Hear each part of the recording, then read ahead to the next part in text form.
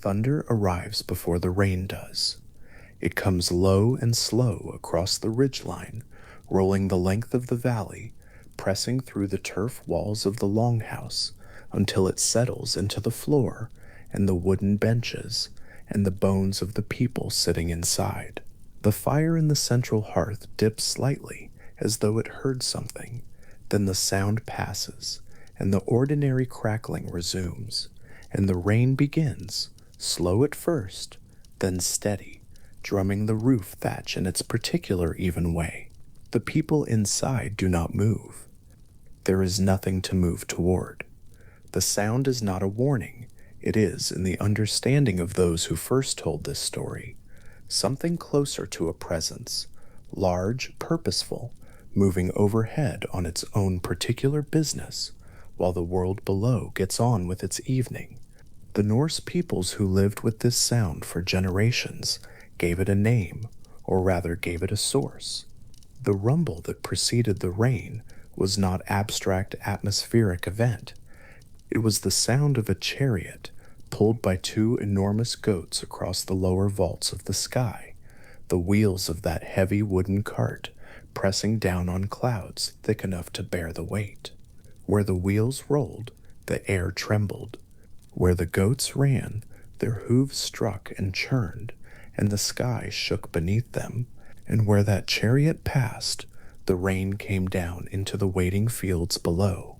The god who drove that chariot was called Thor. He was the son of Odin, the chief of the Aesir, the principal pantheon of Norse gods, who dwell in Asgard, the highest of the 9 worlds in the Norse understanding of the cosmos. But his mother was not a goddess of Asgard. His mother was Jord, whose name in the old tongue means simply the earth, not a goddess associated with the earth, not a deity whose domain included the earth itself, understood as a living being, a giantess of immense age and presence, lying beneath every hillside and field and root-bound forest floor in the known world. Thor was, in this way, a being of 2 orders at once, his father the highest of the sky gods, his mother the ground itself, so that every storm he brought across the world was in a sense a reunion, the sky descending to meet the earth that had always been waiting below it. This double origin is worth sitting with for a moment before the stories begin, because it shapes everything about who Thor is and why the Norse tradition placed him where it did. A son of Odin might be expected to inherit the qualities of Odin, the wisdom, the cunning, the long patience of a god who gave his eye for knowledge and hung himself on the world tree for 9 nights to obtain the runes. But Thor is not that kind of figure.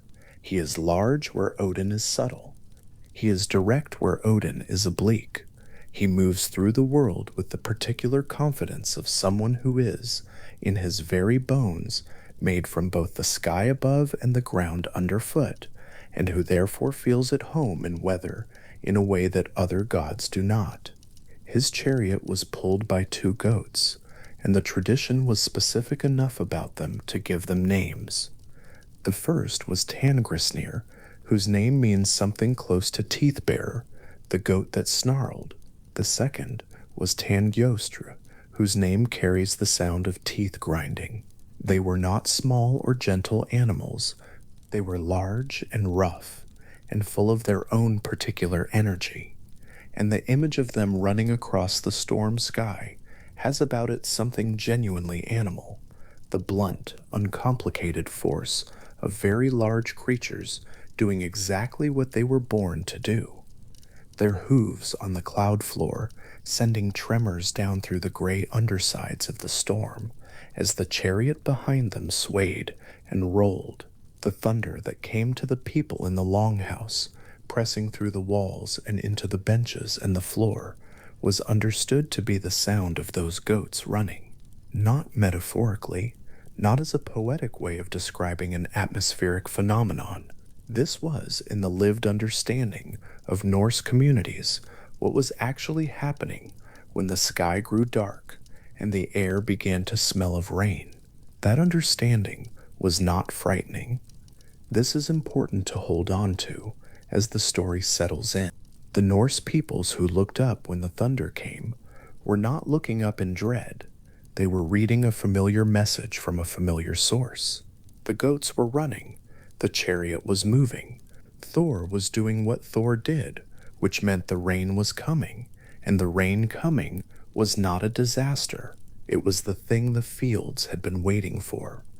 It was the arrival of water in a part of the world where the growing season was short and the soil's patience was not unlimited, and the difference between a summer with enough rain and a summer without it was, in a practical and non-abstract sense, the difference between eating and not eating. Thor was not, in the Norse tradition, primarily a god of war. That understanding came later, filtered through the way the tradition has been retold in cultures that were more interested in his battles with giants than in what those battles were understood to protect. The gods he fought, the giants, the frost beings of Jotunheim, were not enemies in any simple military sense. They were, in the Norse cosmological framework, forces of cold and chaos and dissolution, the things that pressed always at the edges of the ordered world, the things that, if not constantly met and pushed back, would undo the conditions that made farming and fishing and ordinary human life possible. Thor went east toward the mountains where the giants lived, not because he was a warrior looking for combat, but because something very specific needed protecting, and he was the figure the tradition had placed between that thing and whatever threatened it. The god of warriors was, in the Norse understanding, Odin.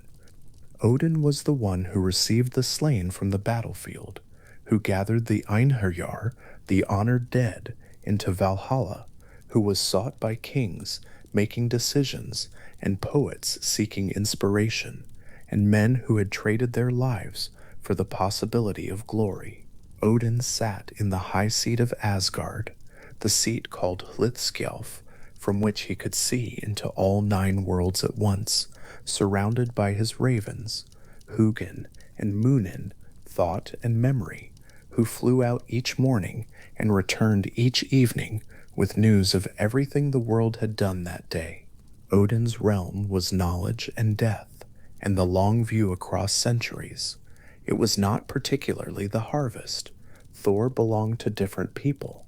While Odin was the god of kings and skalds, and the men who fought in shield walls and hoped to be worthy of what waited on the other side of dying, Thor was the god of the farmer who needed the rain to come at the right time, the sailor who needed the storm to hold off until he reached harbor, the laborer whose work was physical and whose concerns were immediate, and whose gods needed to be the kind that showed up when the weather turned and the crops were at risk. The tradition was, in this way, more honest than many about the difference between the gods that the powerful preferred and the gods that ordinary people actually lived with. The archaeological record carries evidence of this. Among the Norse artifacts recovered from sites across Scandinavia and Iceland and England, from graves and middens and settlement debris and hoards buried in the ground and apparently never retrieved, Mjolnir amulets appear with a frequency and a variety that speaks to something broad and cross-cutting, rather than something confined to particular social levels or particular kinds of people. These small hammer-shaped pendants, made from silver and bronze and iron and amber and carved antler bone, turn up at the throats of the dead across what seems to have been most of Norse society.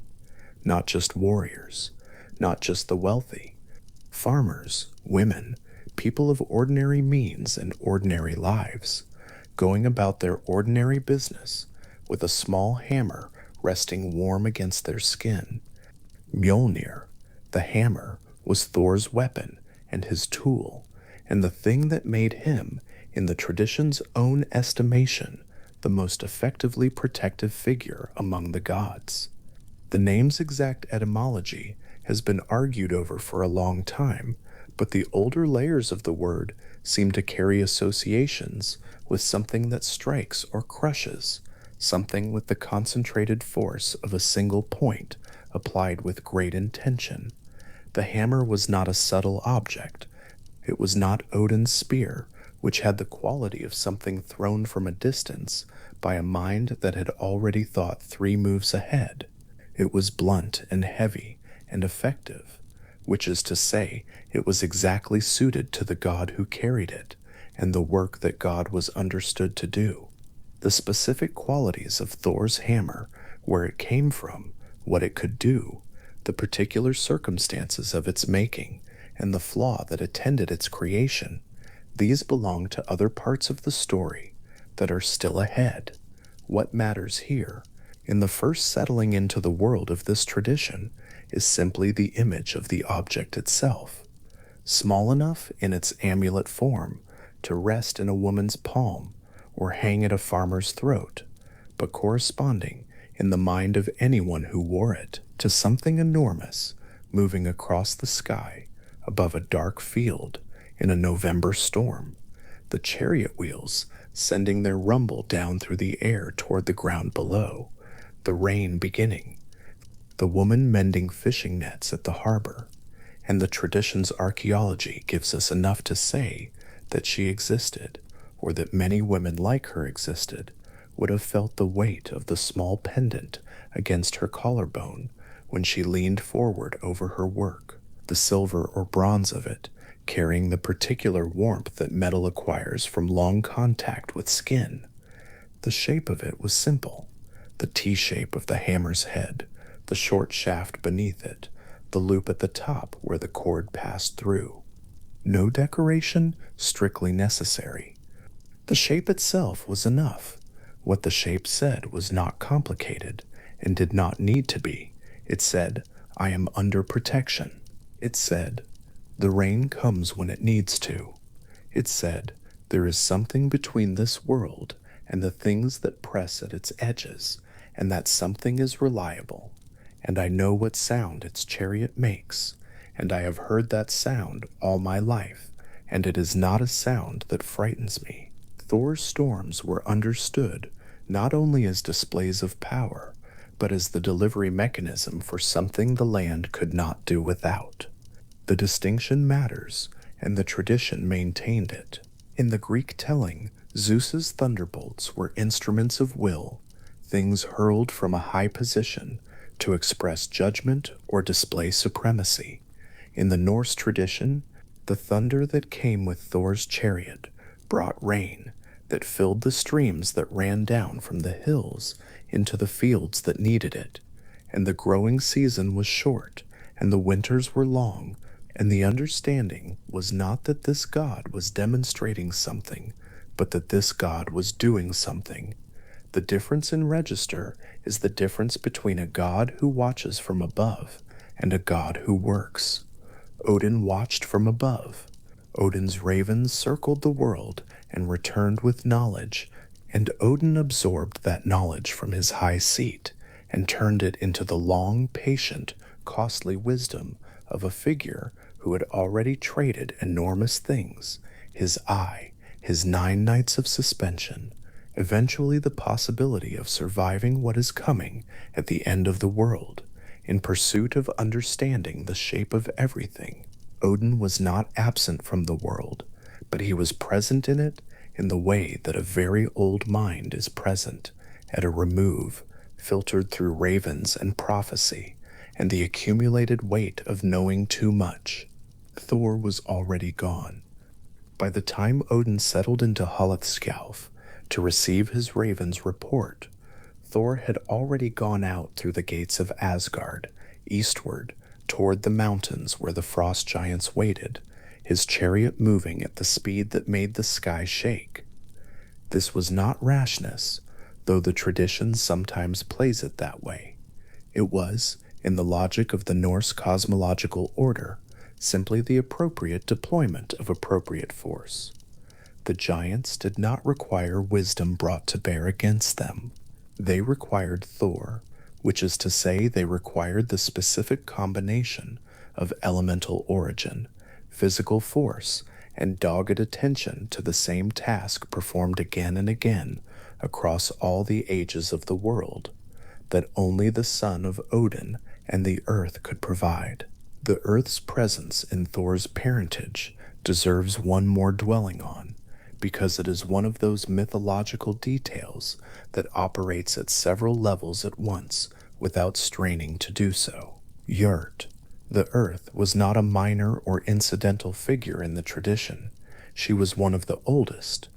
In a cosmology that understood the world as having been made from the body of a primordial giant, that understood the sky and the sea and the rock underfoot as all having the quality of something that had once been alive, Yurt was the expression of the ground itself as a living presence. She lay beneath every field that a Norse farmer turned in spring.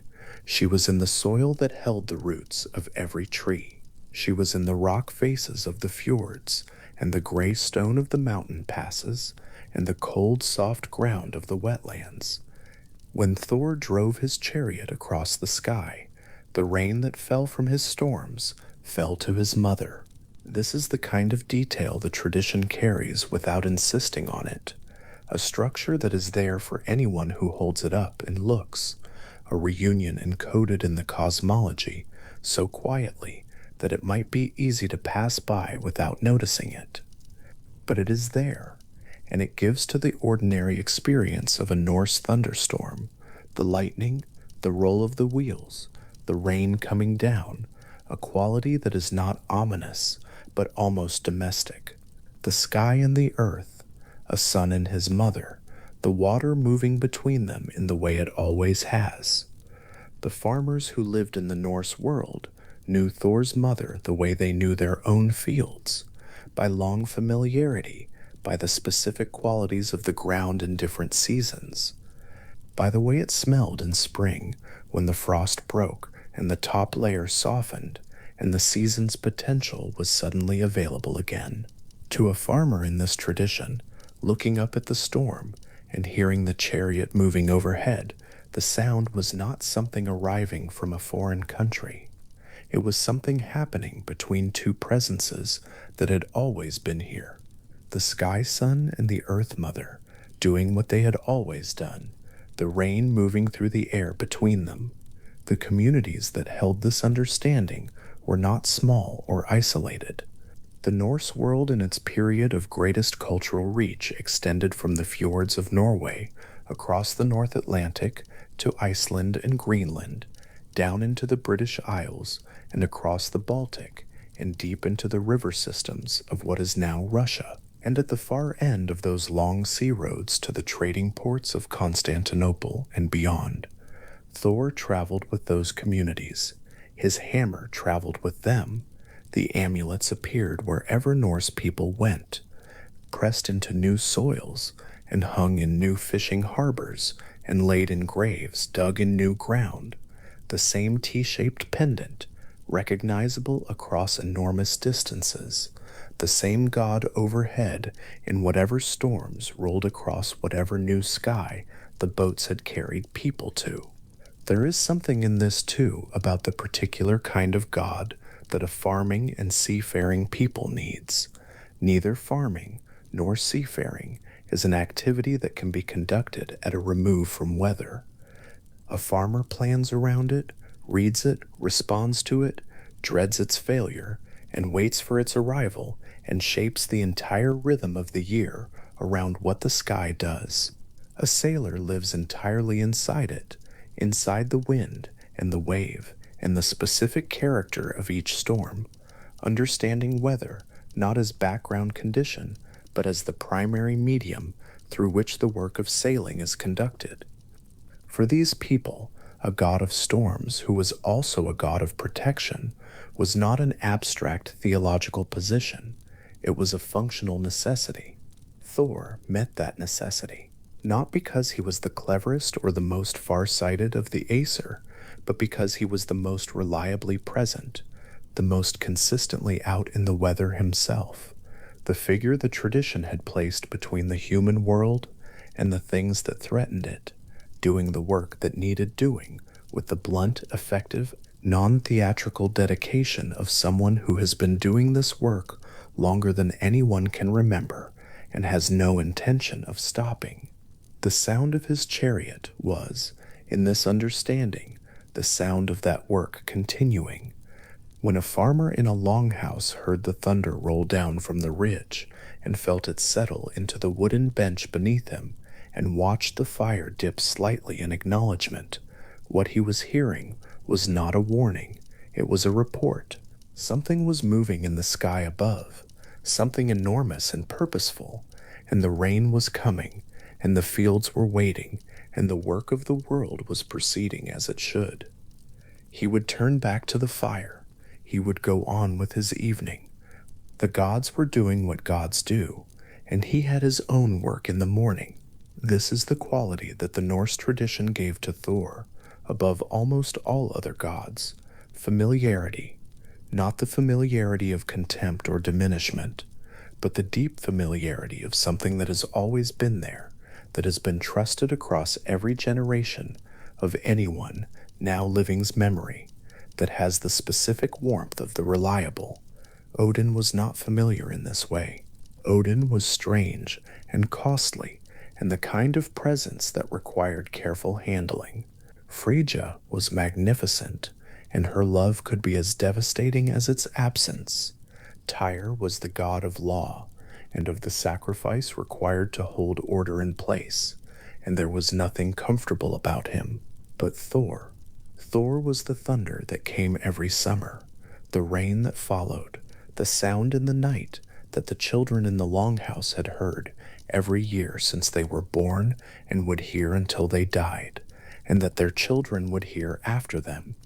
The Mjolnir pendants carried that familiarity in miniature, a small object, plain or simply made, hanging at a throat or resting in a closed hand, carrying the weight of something far larger than itself. Not a secret amulet, not a mystery, something openly worn, something whose shape anyone who saw it would recognize, something that said, without ambiguity or complexity, which god the person wearing it had placed their trust in. The great silver pendants and the crude iron ones and the ones carved from antler bone with a basic tool by someone who was not a specialist, craftsman, but who wanted the shape and made it themselves. All of them said the same thing. The thunder comes for a reason. The rain comes because something sends it. Between this life and the things that could unmake it, there is a figure in a chariot, two shaggy goats running at the front of it, the wheels turning on the cloud floor, the sound of all of it arriving ahead of the rain, like a message.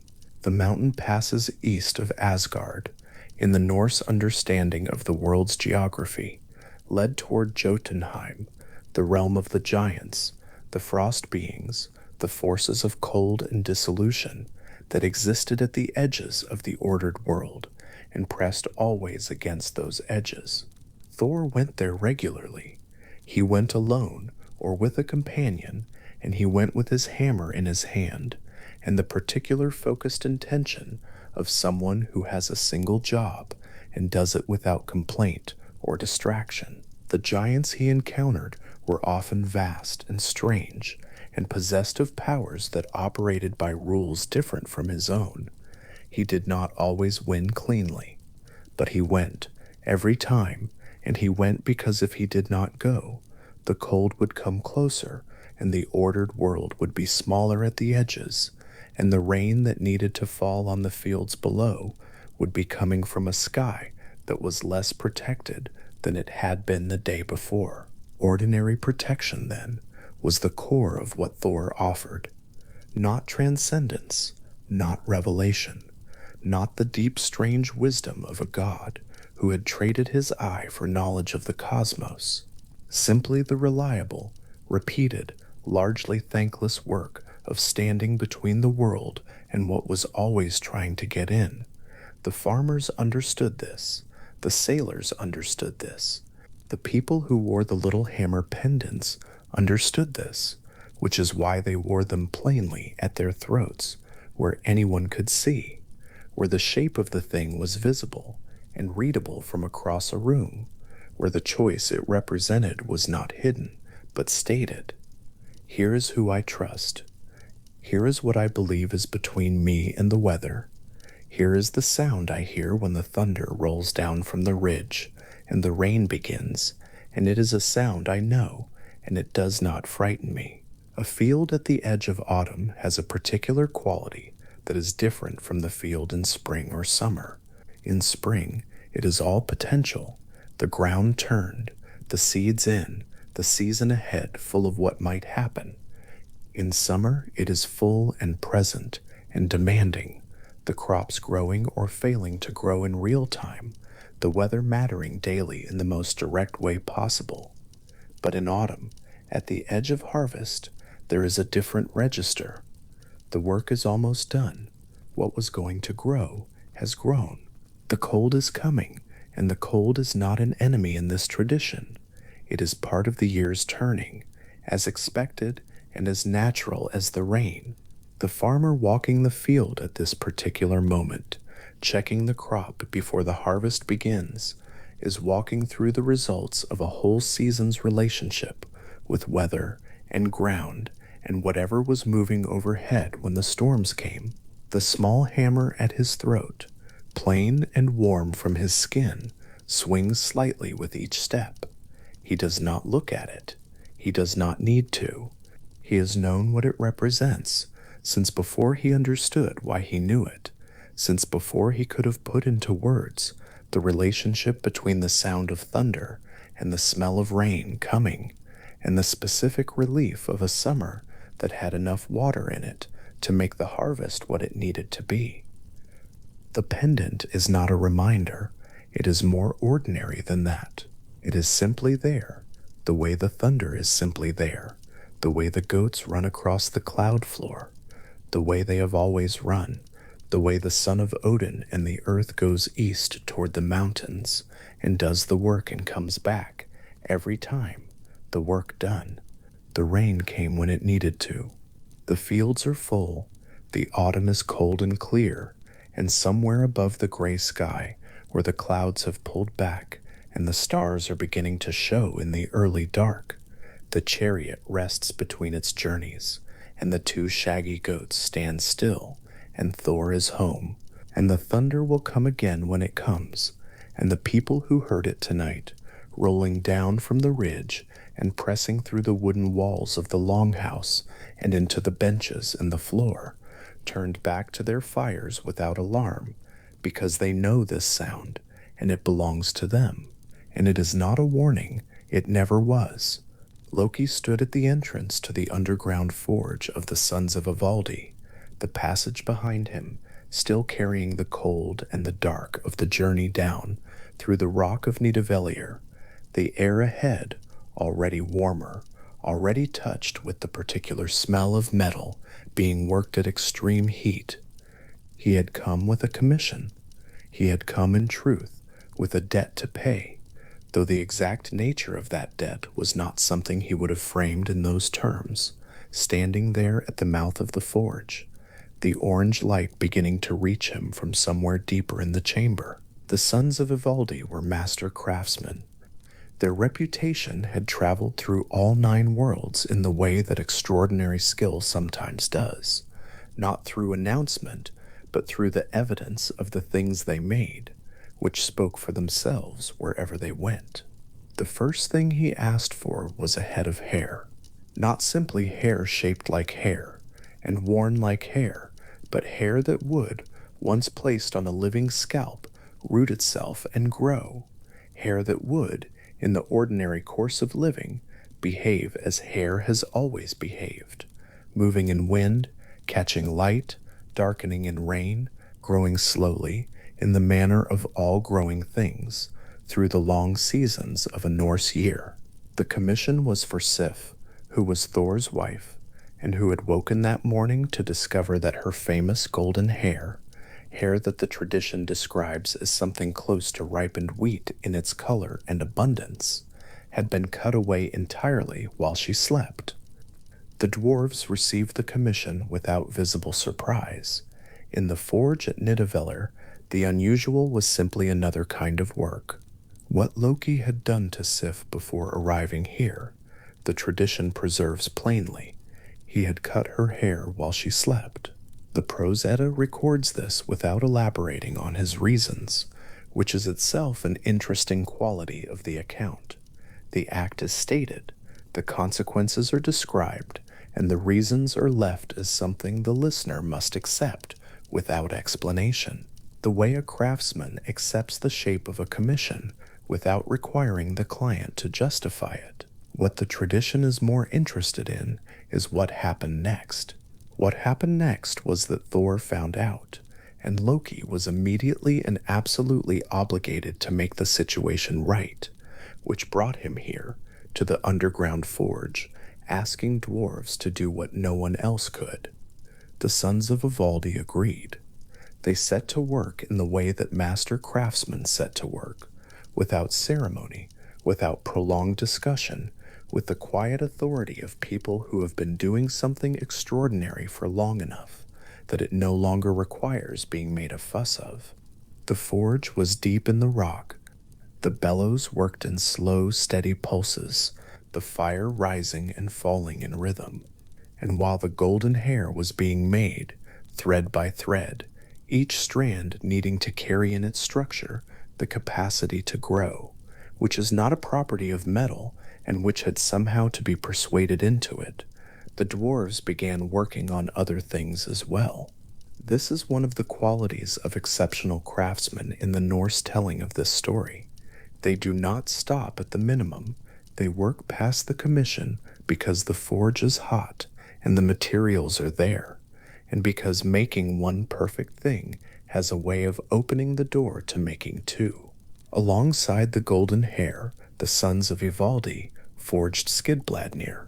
The ship is described in the old sources with a specificity that rewards attention.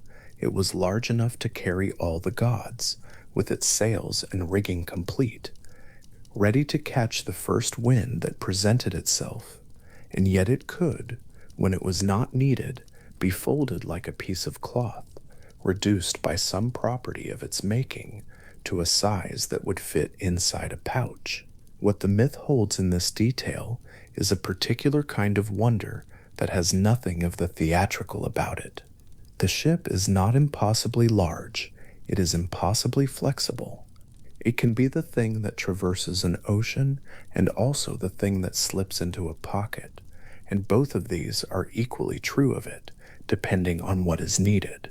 Skidbladnir was made as a gift for Freyr, the god associated in the Norse tradition with prosperity, rain in its gentle form, and the fertility of the land in its broad sense, a god for whom a vessel of perfect, reliable capability was an appropriate thing to receive. The third object from the sons of Ivaldi's forge was the spear Gungnir. It was made for Odin, and it would never miss the mark it was thrown toward, not because of any dramatic or visible enchantment, but because of the quality of its making, the way a thing made with absolute precision simply does what it is made to do without requiring further intervention. Gungnir became Odin's weapon in the way that a particular object sometimes settles into the hands it was always going to belong to, and the tradition carries it forward from this moment in Nidavellir all the way to the final age of things. Odin's hand still closed around the shaft, the spear, the ship, and the golden hair, three treasures produced in the same fire, in the same underground forge, while the passage outside still held the cold of the rock. Loki collected what the sons of Ivaldi had made. He stood there with the three completed objects in his possession, or four, counting the hair, and the particular quality of his character that the Norse tradition never fully suppresses in any account of him began, in the way it always did, to work. He was in Nidavellir. He was among dwarves. There were other dwarves in these deep places beyond the sons of Ivaldi, and one of them, actually two of them, Brothers named Broker and Sindri had a reputation. Broker worked the bellows, Sindri worked the forge. Together, the tradition holds, they were capable of craft that rivaled even the sons of Ivaldi's extraordinary output. Loki made them an offer. It was framed as a wager, which is how Loki tended to frame most of the propositions he made when he was feeling pleased with himself. And the terms were these: if Brocker and Sindri could produce 3 treasures equal in quality to the 3 the sons of Ivaldi had already made, Loki would forfeit his head, his own head. This was the thing he put forward as the stake on his side of the bet, the confidence with which he placed it there, suggesting that he had assessed the situation and found himself, on the balance of the evidence, very likely to keep it. Brocker and Sindri listened to the terms. They conferred with each other in whatever way craftsmen confer when a commission arrives with unusual conditions attached, and then they agreed. The first thing Sindri did was place a pig's skin in the forge and instruct Broker to work the bellows without stopping, without faltering, without letting the rhythm break for any reason at all, until Sindri told him to stop. This is the structural condition that governs everything in the making of all 3 objects that follow. The bellows must not stop. The fire must not be interrupted.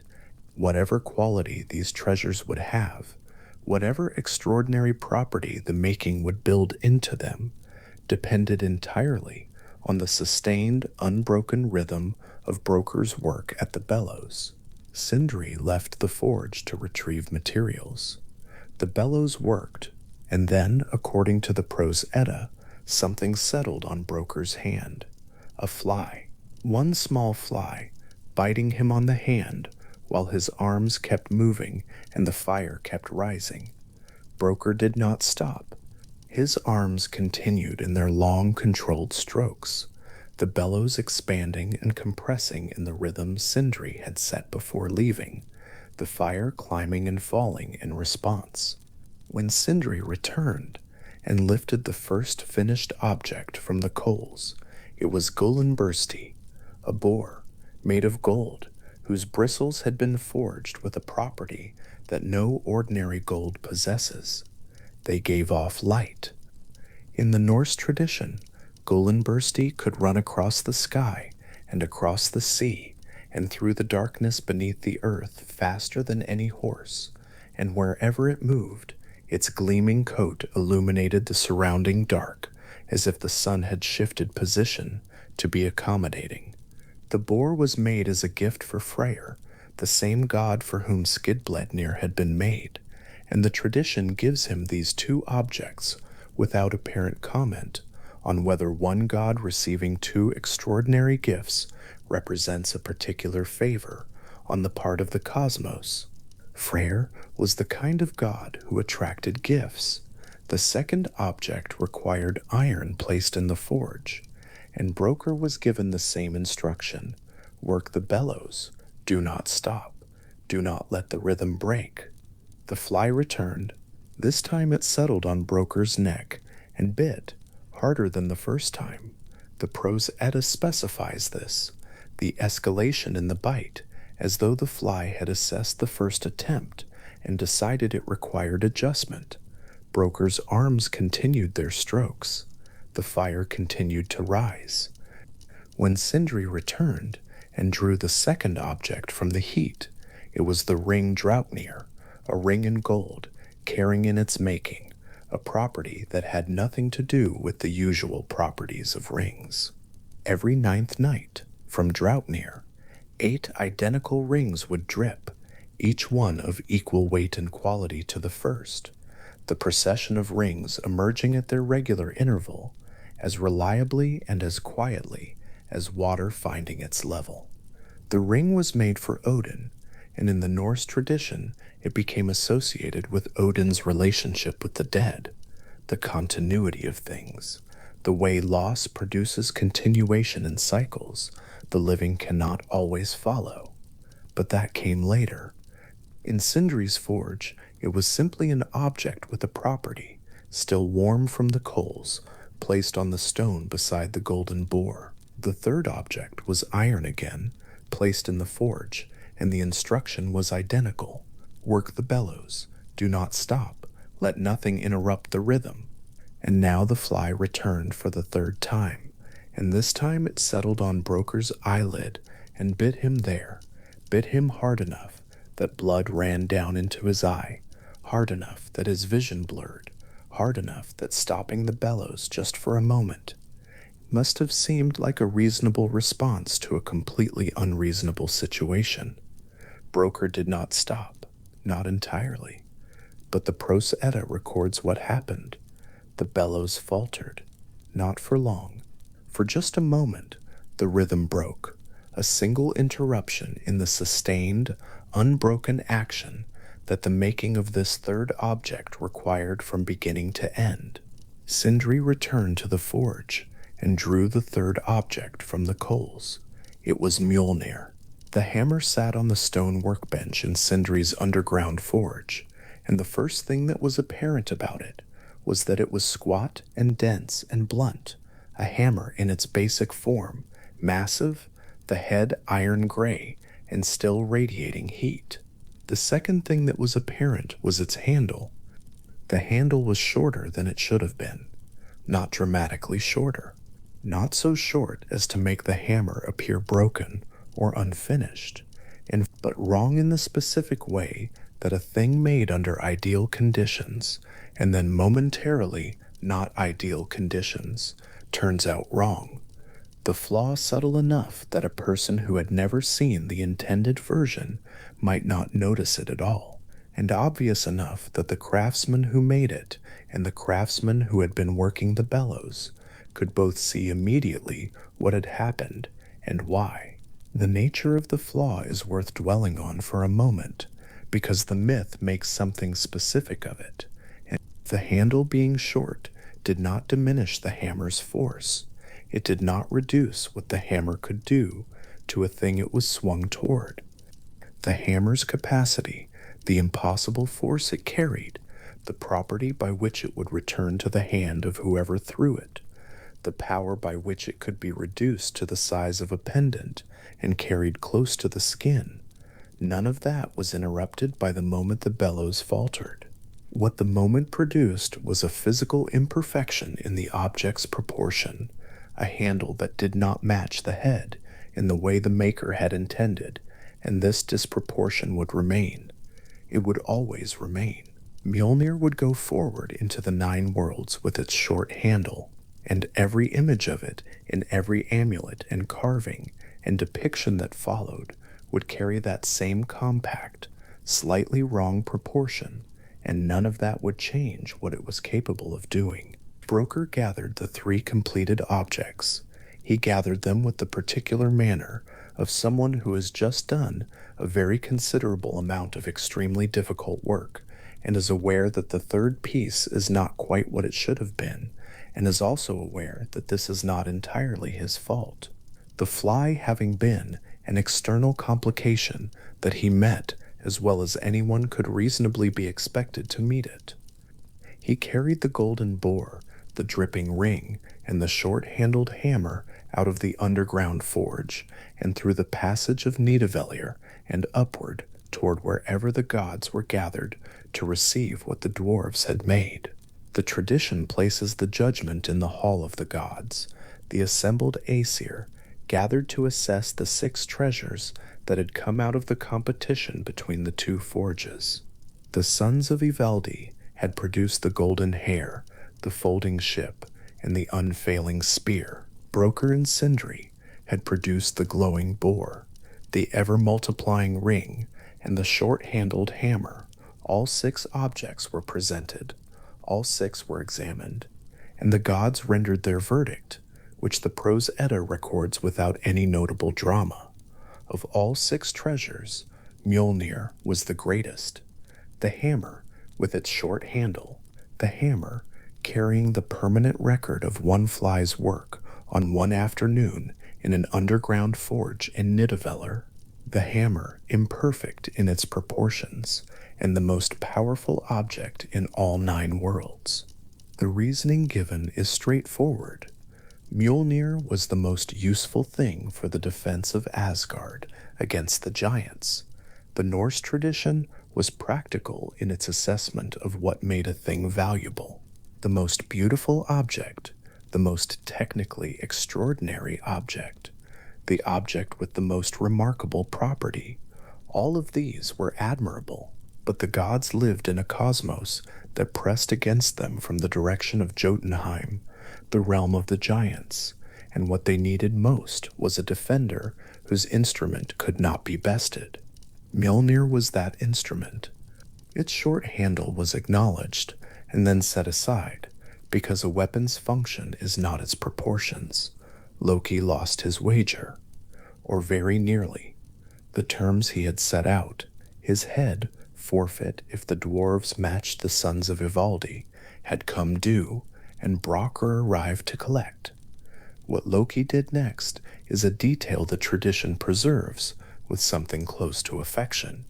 He pointed out, with the precision of someone who has spent a great deal of time thinking about the exact wording of agreements, that the terms of the wager specified his head, and that Brokkr could certainly have the head, but the neck was not part of the agreement, and anything Brokkr needed to do to retrieve the head would necessarily involve the neck, which was not his to take. The dwarves could not cut the neck. They could not harm the neck. The neck was outside the scope of what had been wagered. Brokkr, finding himself outmaneuvered by a piece of contract reasoning that was at once completely absurd and technically defensible, settled for what he could do within the terms. He sewed Loki's lips together with a leather thong, so that for a time at least, the voice that had produced the wager could not produce any more words. The tradition carries this detail lightly. Loki's lips were eventually unsewn, or at any rate, the subsequent stories in the Norse cycle find him speaking freely enough, and the thong passes out of the account without ceremony. What persists is the hammer. What persists is Mjolnir. Now in Thor's hands, heavy in the way that things made to last are heavy, the head dense and dark, the handle worn smooth by the first few hours of being held, the whole object already settling into the particular weight it would carry, for as long as the Norse cosmos described by the old sources could be said to exist. The quality of the golden hair that the sons of Ivaldi had made deserves a moment before moving further into what Mjolnir became after it left the forge. Sif received the hair. The tradition says it grew, that once placed on her head, the living property built into each thread of gold began to work, and the hair rooted and lengthened in the way that hair lengthens over the long course of a year, and Sif was restored to what she had been before Loki's interference, or something close enough to it that the matter was considered settled. The gold hair is one of those details in the Norse tradition that sits in a slightly different category from the spear that never misses, or the ring that drips 8 identical copies of itself every 9th night. Those properties are impossible in the way that mythological objects are routinely impossible. But hair that grows, that specific ordinary thing being built into an extraordinary material, has a different quality to it. The impossible made to do the most ordinary thing it can think of. The ship Skidbladnir folded, the spear Gungnir settled into Odin's grip and did not miss. The boar Gullinbursti ran through the darkness with its bristles lit. The ring Draupnir sat on whatever surface it was placed on and waited, as rings wait, for the 9th night, and then dripped its 8 equal copies with the quiet reliability of something that has understood its function and performs it without needing to be observed. And Mjolnir remained Mjolnir, short in the handle, dense in the head, the most powerful thing that had come out of Nidavellir, or that would come out of Nidavellir, in all the accounts the tradition preserves. There is something in the way the Norse tradition tells this story that is worth pausing over, not to make a large interpretive claim about it, but simply to note it as a quality worth holding. The greatest object the dwarves made, the object the assembled gods identified as the most valuable of all the 6 treasures brought before them, was the one produced under the worst conditions. The fly bit, the bellows faltered, the handle came out wrong, and this specific object, shaped by that specific moment of interrupted perfection, became the hammer that would stand between Asgard and everything that pressed against it from the outside of the cosmos. The tradition does not comment on this directly.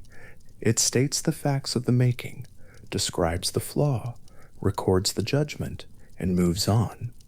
What the listener is left to hold is the quality of that coincidence, if coincidence is even the right word for something that feels more like a structural feature of how the Norse tradition imagined greatness working. The 6 treasures were distributed.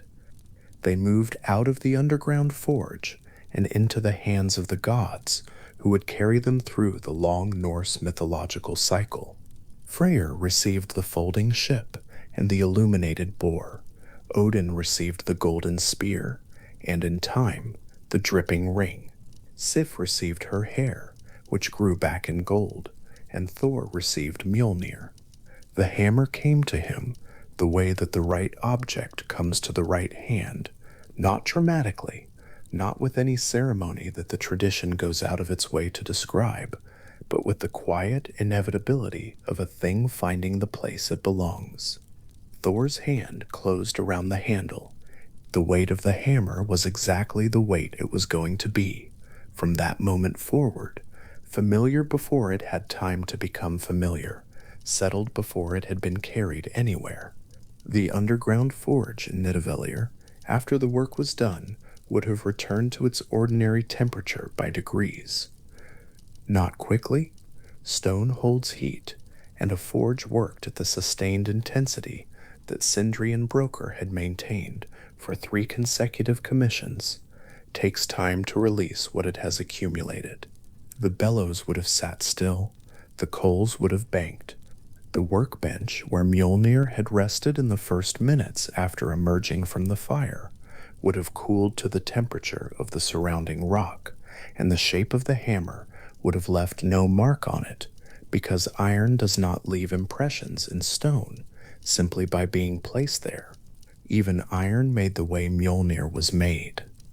What the forge had produced would go on producing effects for a very long time. The 6 objects made in the competition between the 2 dwarf forges appear and reappear through the long Norse mythological tradition, Gungnir, at Odin's side, through event after event, Skidbladnir, carrying the gods across distances the tradition describes as real, the ring Draupnir producing its 8 copies with the punctual rhythm of its making, and Mjolnir doing what Mjolnir was always going to do, which was to be the heaviest and most consequential thing in any situation it appeared in.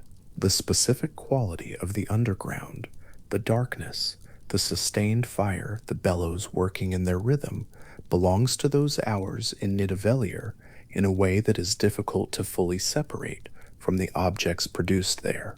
The golden boar carries the darkness it was made in the sense that its property is specifically to illuminate darkness, which is a property that only makes sense if darkness is what the maker understood as the default condition. The ring drips its copies with the patience of something made by someone who understood time in the long way that working underground, away from the movement of the sun and the passing of the seasons, produces. And Mjolnir's weight, the specific appropriate density of it, has in it something of the stone it was forged in the middle of, the weight of the mountain above the forge, pressing down through all that rock onto the workbench where the hammer was made. Gibrek's arms must have been very tired. The tradition does not record this. What the tradition records is the outcome, the objects, their properties, the wager lost and settled in Loki's sideways fashion, the distribution of the 6 treasures, and the judgment that identified Mjolnir as the greatest of them all. But behind that judgment is the sustained labor of the bellows, working without stopping through 3 consecutive makings, each one building on the heat of the last. Brocker's rhythm holding through the bites on the hand and the neck and finally the eyelid, and then breaking for just that moment while the hammer was in the fire. The broken rhythm, the short handle, the greatest treasure in 9 worlds. There is no explicit moralizing in the tradition's account of this. The Prose Edda is not a text interested in drawing lessons from its material in the manner of a later kind of storytelling. It describes what happened and relies on the reader or the listener to hold the shape of it without needing it to be explained. And the shape of it, simply as a shape, is interesting. An interruption produces an imperfection. An imperfection is present in the object from the moment of its making. The object with the imperfection is judged greater than all the objects made without one. The hammer goes forward into the world as it is, not as it was intended to be, and what it does with its short handle is what the rest of the tradition describes. For now in Nidavellir, the forge is cooling. The passage that leads upward from the underground chamber holds the same dark it always holds, the same cold air moving slowly through the rock. Brocker has gathered what was made. The 3 objects from the sons of Ivaldi's forge, and the 3 objects from Sindri and Brocker's forge, are making their way upward toward wherever the gods are waiting to receive them. The hammer is among them, heavy in Brocker's hands as he carries it forward through the passage, the handle compact under his grip, the head still warm, the whole object radiating the particular quiet intensity of something that has just been made and does not yet know what it will be used for. That quality, the not yet used quality of a new object, is something that does not last long in the hands of the gods. The 6 treasures were distributed and began immediately to be what they were. Gungnir was Odin's spear from the moment Odin held it. Skidbladnir was Freyr's ship from the moment it was unfolded. And Mjolnir was Thor's hammer from the moment it arrived in the Hall of the Gods and was placed in the judgment alongside the other 5, and the assembled Aesir considered what had come out of the 2 underground forges in Nidavellir and reached their conclusion. The handle was short.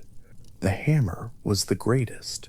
Brocker carried it into the Hall of the Gods, walking the length of the gathering with the weight of it in his hands, the head still holding the residual warmth of Sindri's forge, the iron-gray surface catching whatever light was available in the hall as he moved through it. He placed it where it needed to be placed for the judgment. The gods looked at what had been made. The tradition records their decision, and Mjolnir sat in the moment between the judgment and the giving, heavy and blunt, and slightly wrong in its handle, already the most powerful thing in all 9 worlds, waiting for the hand that would close around it and carry it everywhere from that morning forward. An imperfect thing, a very large purpose, the hammer resting in Brocker's hands, warm from the fire that made it, waiting for what came next. Thor pressed his hand to the cold stone floor in the gray early light of Asgard and found nothing there. The space beside his sleeping place was empty, not merely unoccupied, empty in the specific way of something that has always been present and is now absent, the way a room feels different when a fire has gone out, not just darker, but altered in some quality. The air itself seems to register. His fingers moved across the stone, covering ground that Mjolnir should have occupied, and the cold of it was absolute. The hammer was gone, not misplaced, not set down somewhere else in the hall, not carried off by a servant, not resting in another room. Gone in the way that something is gone when it has been taken deliberately by someone who knew what they were taking from somewhere they had no right to be. He sat very still for a moment, As the tradition holds he did, his hand flat against the stone. The light coming through the roof openings of his hall was the pale, undecided light of early morning, the kind that has not yet committed to the day. The hall around him was quiet. The fire had burned low in the night. Everything was exactly as it should have been, except for the single thing that was not. In the Norse tradition, Mjolnir's absence was not simply a personal loss. The hammer was the primary instrument by which the gods maintained the boundary between Asgard and the world of the frost giants, between the ordered cosmos and the forces that pressed against it from the east and north. Where the cold mountains of Jotunheim stood in permanent opposition to everything Thor had spent his existence defending. When the hammer was not in Thor's hands, the boundary weakened. The giants knew this as well as the gods did, which is how the tradition explains what came next, not as an accident, not as an impulsive theft, but as a calculated act by someone who had considered its consequences and decided they could use them. Thrym was his name, a king of the frost giants, old and powerful, the kind of figure the Norse tradition describes, without much elaboration, because elaborate descriptions would soften something the myth intends to present as simply, bluntly formidable. He had waited until Thor slept. He had gone to the place where the hammer rested, which meant he had crossed into Asgard itself, which meant the theft was not merely audacious, but something that should have been impossible, and he had carried Mjolnir away into Jotunheim and buried it 8 leagues beneath the earth, where the cold stone of the mountains closed over it, like a hand closing over a coin. And then he sent word of what he had done, and what it would cost to get the hammer back. His terms were simple. The goddess Freya was to be sent to him as his bride. That and nothing else would secure Mjolnir's return. The word arrived in Asgard with the specific weight of an insult that is also a demand, the kind of statement that leaves very little room for anything except a direct response. Thor heard it, the gods heard it, and the first question the tradition records is not how to defeat Thrym, but whether Freya could simply be persuaded to comply. A question that resolved itself almost immediately, because Freya was not available for compliance on this or any related matter. The description the Thrymskvida gives of Freya's refusal is worth holding for a moment. Her fury was not quiet. The tradition says she shook with it, that the force of her anger in the Hall of the Gods was so immediate and physical that her famous necklace, Briskingamen, the great torque she wore at her throat, the most prized of her possessions, shattered, snapped clean through from the force of the shaking. The pieces fell to the floor of the hall and lay there, bright and scattered, while Freyja made it entirely clear that she would not be traded to a frost giant king for any hammer, however significant, however sacred. The necklace had fallen before the last of her refusal was finished. The answer was no. The answer had been no before the question was fully asked. This left the gods in an interesting position. The hammer had to be recovered. Thrym's terms were not acceptable. The means of recovery was therefore going to require something other than a simple exchange, and the figure the tradition consistently assigns to problems of this kind, to situations requiring intelligence, improvisation, and a certain flexible relationship with the obvious solution, was Loki. There is a particular quality to Loki's usefulness in the Norse tradition, distinct from villainy and distinct from heroism, that the myth of the stolen hammer illustrates more clearly than almost any other story. He was the one who could move between worlds, literally borrowing the feathered cloak of Freyja, which granted its wearer the ability to fly.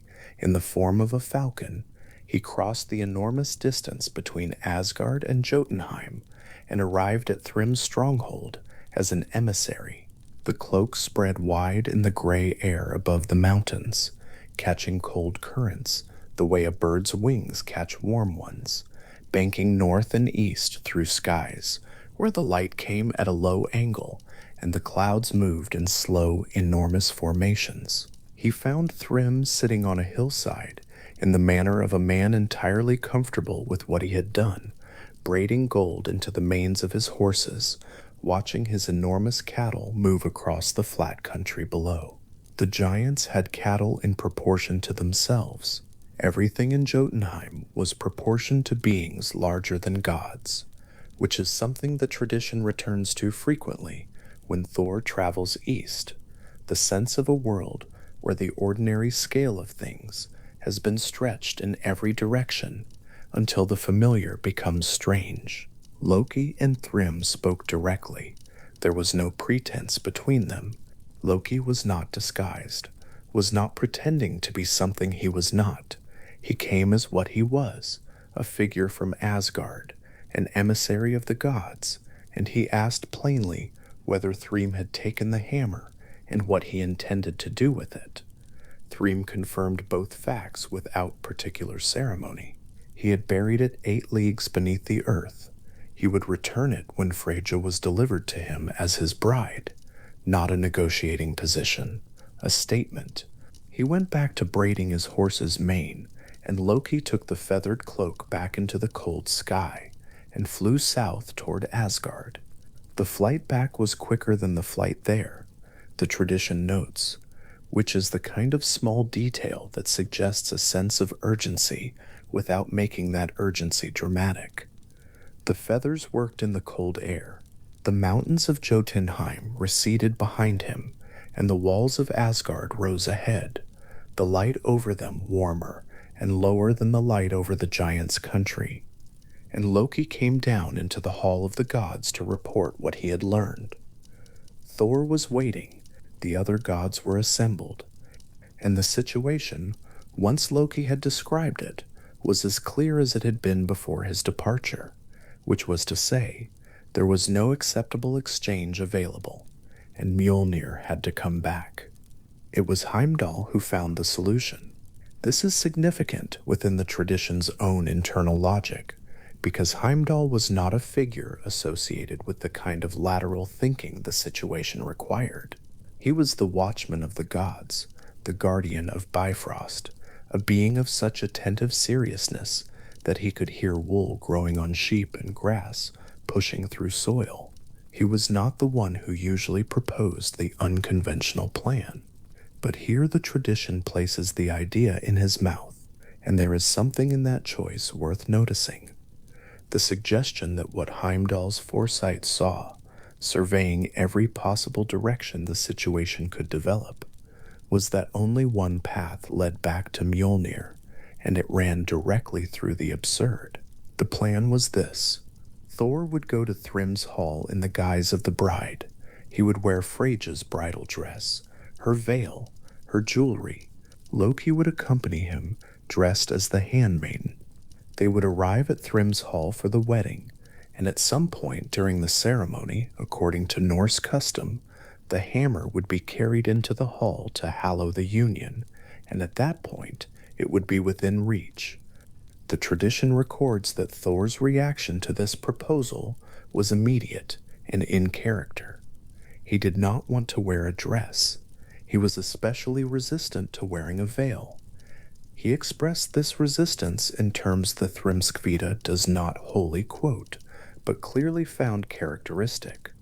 The kind of objection that comes from a being whose entire identity is organized around a particular kind of directness, who deals with problems by facing them at full force, and who finds the suggestion of disguise not merely inconvenient, but somehow contrary to his fundamental nature.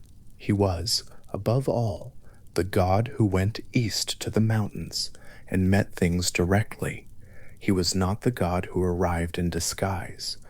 What the tradition records next is that Loki, and perhaps the other gods, the Thrymskvida, does not specify exactly how many voices joined the argument, talked him into it. The logic was simple. Without Mjolnir, the giants would eventually move against Asgard, and without Mjolnir to defend it, Asgard would fall. The hammer was not an accessory, it was the instrument by which the order of the cosmos was maintained. It was worth a dress. It was worth a veil. Thor, the tradition tells us, accepted this. What follows in the Thrimskvida is one of the genuinely pleasurable episodes in the Norse mythological record. Pleasurable in the specific way of a story that knows exactly what it is doing and proceeds with complete confidence. The image of Thor in Freya's bridal dress is not one the poem approaches with embarrassment or discomfort.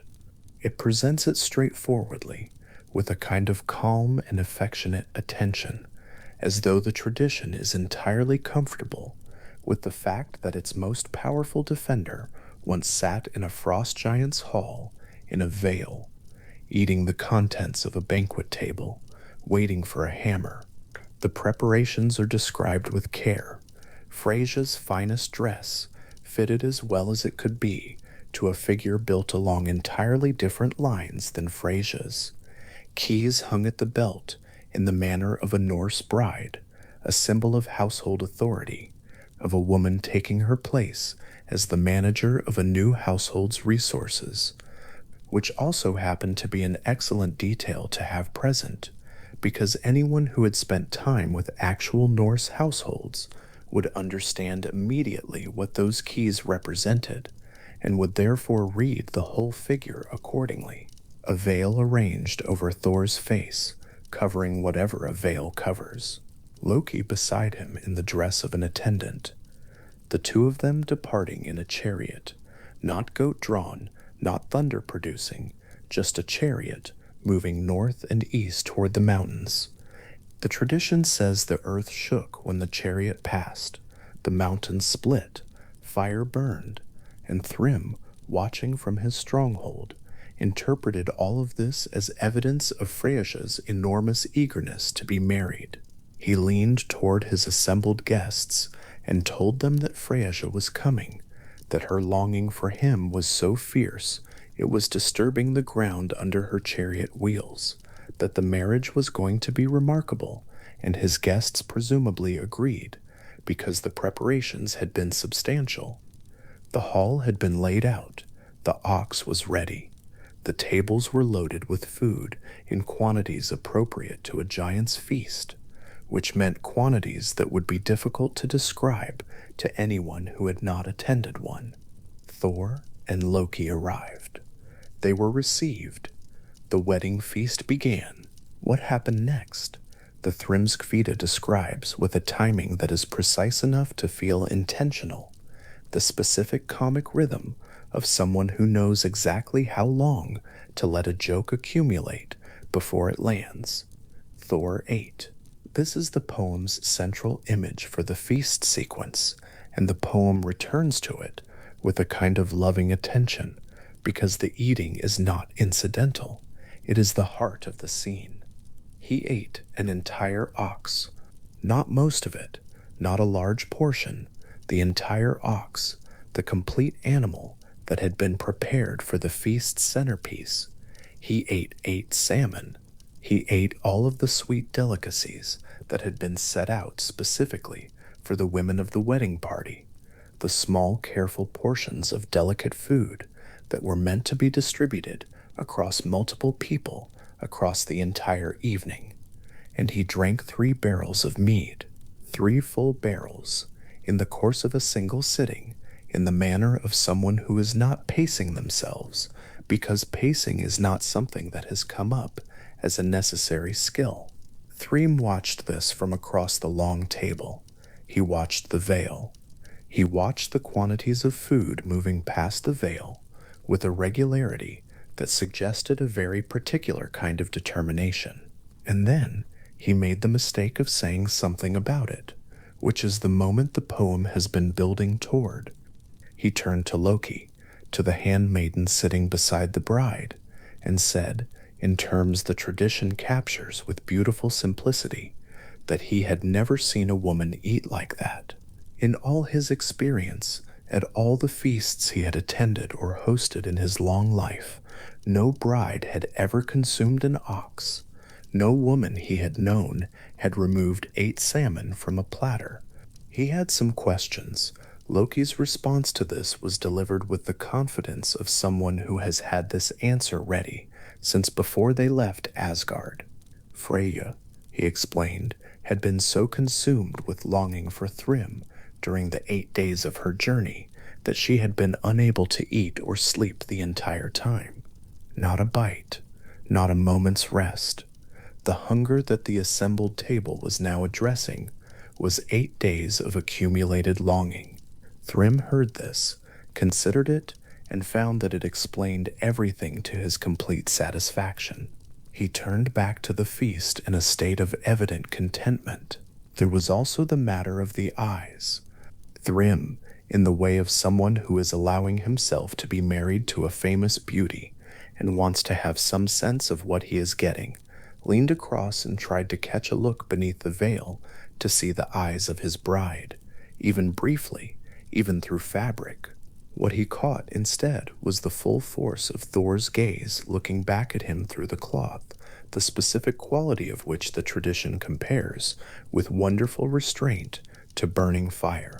Thor's eyes, looking at Thrym across the candlelit table, through a bridal veil, in the middle of a giant's feast hall, were like looking into a fire from too close.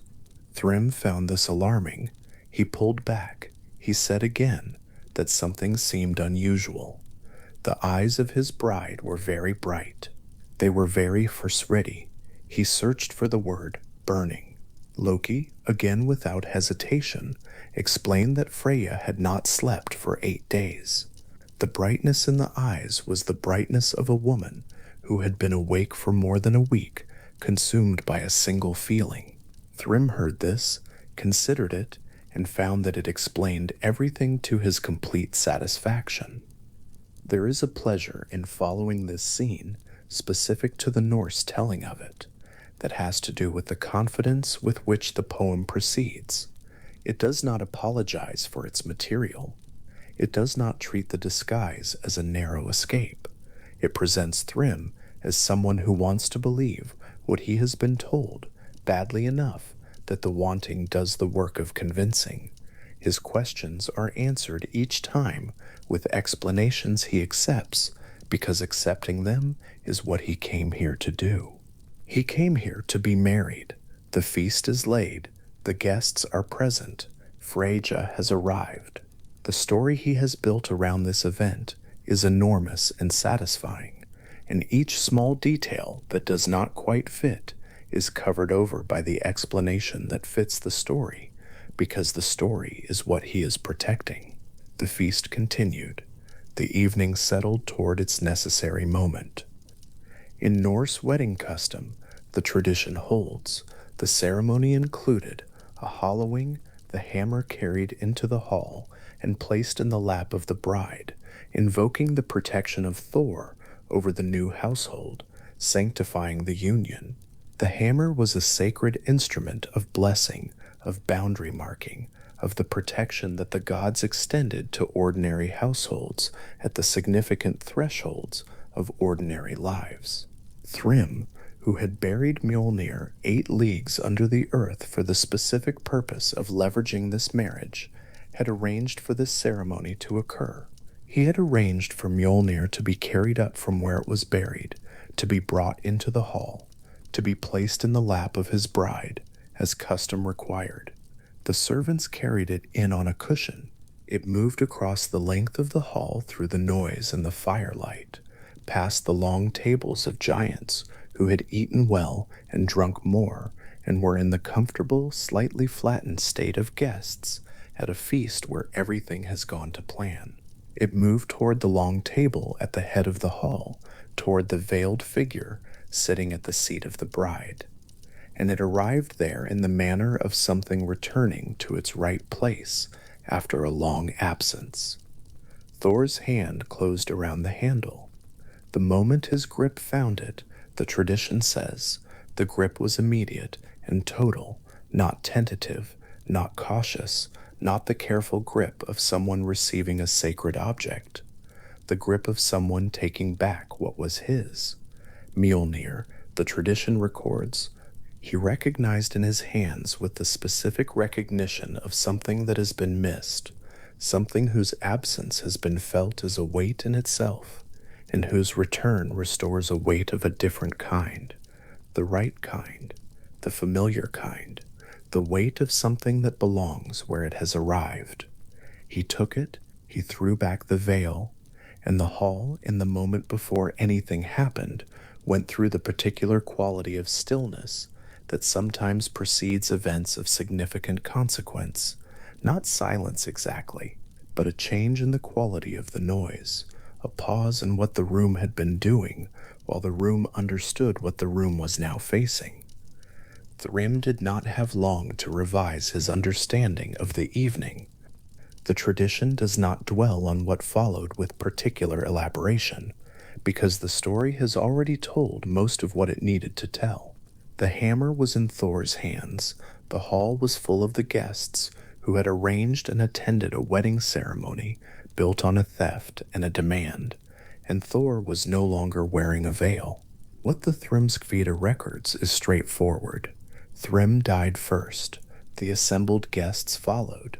The specific count varies across retellings, the specific sequence less important than its direction and its completion. The hall that had been loud with the sounds of a giant's feast ended quiet. There is a quality to the way the tradition handles this moment worth attending to. The violence is not described with savoring attention. The poem is not interested in the destruction as a spectacle. It has been interested all along in the hammer, in where it was, in how it would be recovered, in the particular shape of the problem, and the particular shape of its solution. The moment the hammer is back in Thor's hands, the story is essentially complete, and the events in the hall that follow are the story's final punctuation, rather than its point. Loki is not described in the aftermath in any detail. He was there. He was presumably somewhere in the hall when the mood changed.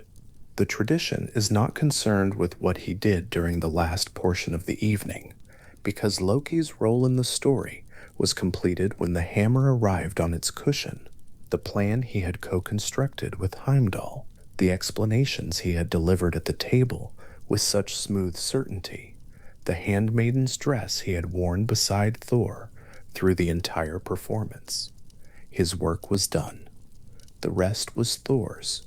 Outside the hall, the night in Jotunheim was the kind of night that Jotunheim tended to produce.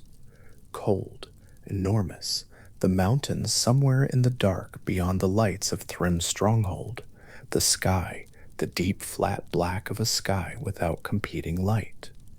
Thor came out of it into that. The hammer was in his hand.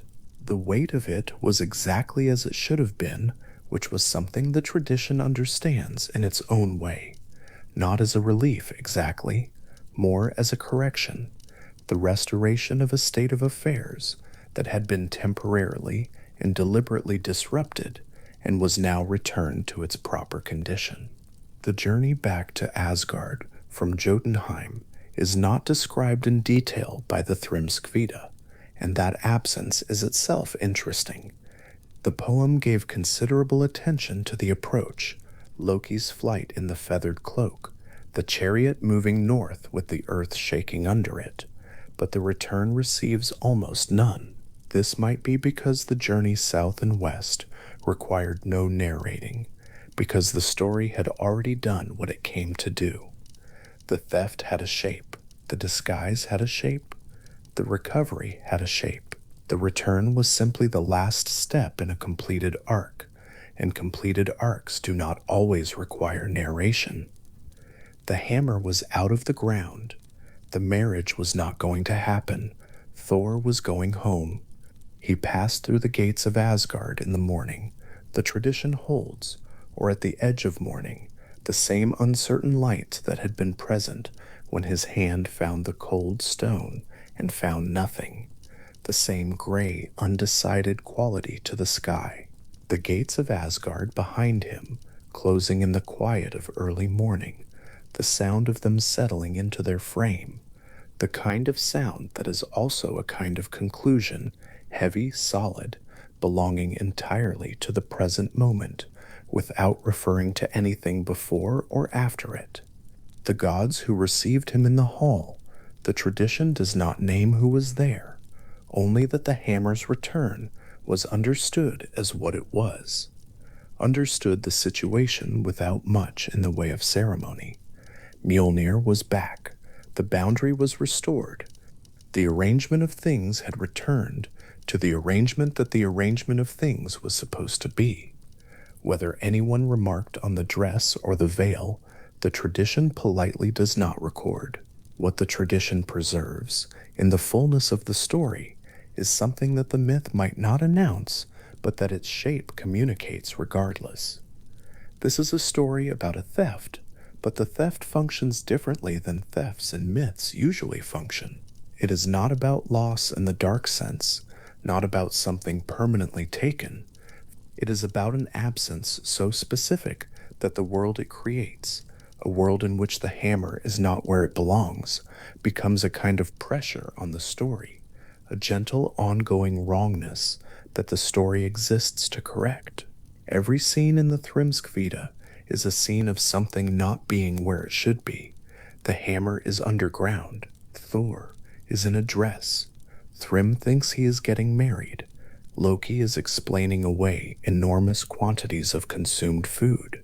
The whole story is a world temporarily arranged incorrectly, moving with steady patience toward being arranged correctly again. When the arrangement corrects, the story ends.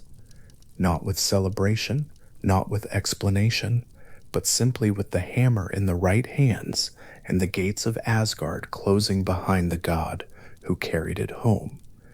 There is something genuinely restful in the shape of a story like this, not because the story is easy or because nothing happened in it, but because its structure is the structure of a thing returned to its right place.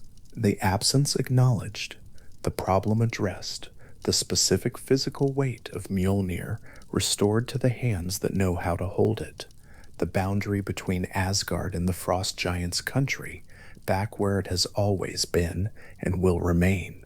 Thor walked through the hall in the gray morning. The fires were still low. The hall was quiet. The hammer was in his hand, its weight familiar, the handle worn to the shape of a particular grip. Outside, the sky over Asgard was the same sky it had been the morning before, neither more nor less itself, for everything that had happened during the hours between. The same pale, steady light, the same width and depth of Norse sky, huge and cold, and full of weather moving in slow formations from the north. Thor set the hammer down. The stone took its weight. The sound of it settling was the right sound, the expected sound, and when it was silent again, the hall was as it had been before, and the world outside the hall was as it had been before, and the long, difficult night between the two ordinary mornings had resolved into precisely the quiet it had always been going to resolve into once. Mjolnir was home. In a researcher's hand, a piece of soapstone sits flat and gray, worn smooth at the edges from centuries of handling by people long gone, its surface divided into two shallow depressions pressed into opposite faces of the same small stone. One face holds the clear, compact silhouette of a hammer. The other holds a cross. Both impressions are crisp. Both are clean. Both were cut by the same hand, in the same workshop, on the same island off the southern coast of what is now Denmark, sometime in the 10th century of the Common Era. The mold was found at Kobelev, on the island of Lolland, and it is small enough to sit in a palm without effort, ordinary in its weight, extraordinary in what it quietly says about the world in which it was made. What it says most simply is this: here was a craftsman who served whoever came through the door. The customers who arrived at that workshop left with something pressed from that mold, a hammer or a cross, depending on what they needed, what they believed, what they wore against their skin in those years when two traditions moved through the same landscape at the same time. The craftsman made both without apparent hesitation. The mold made both without distinction.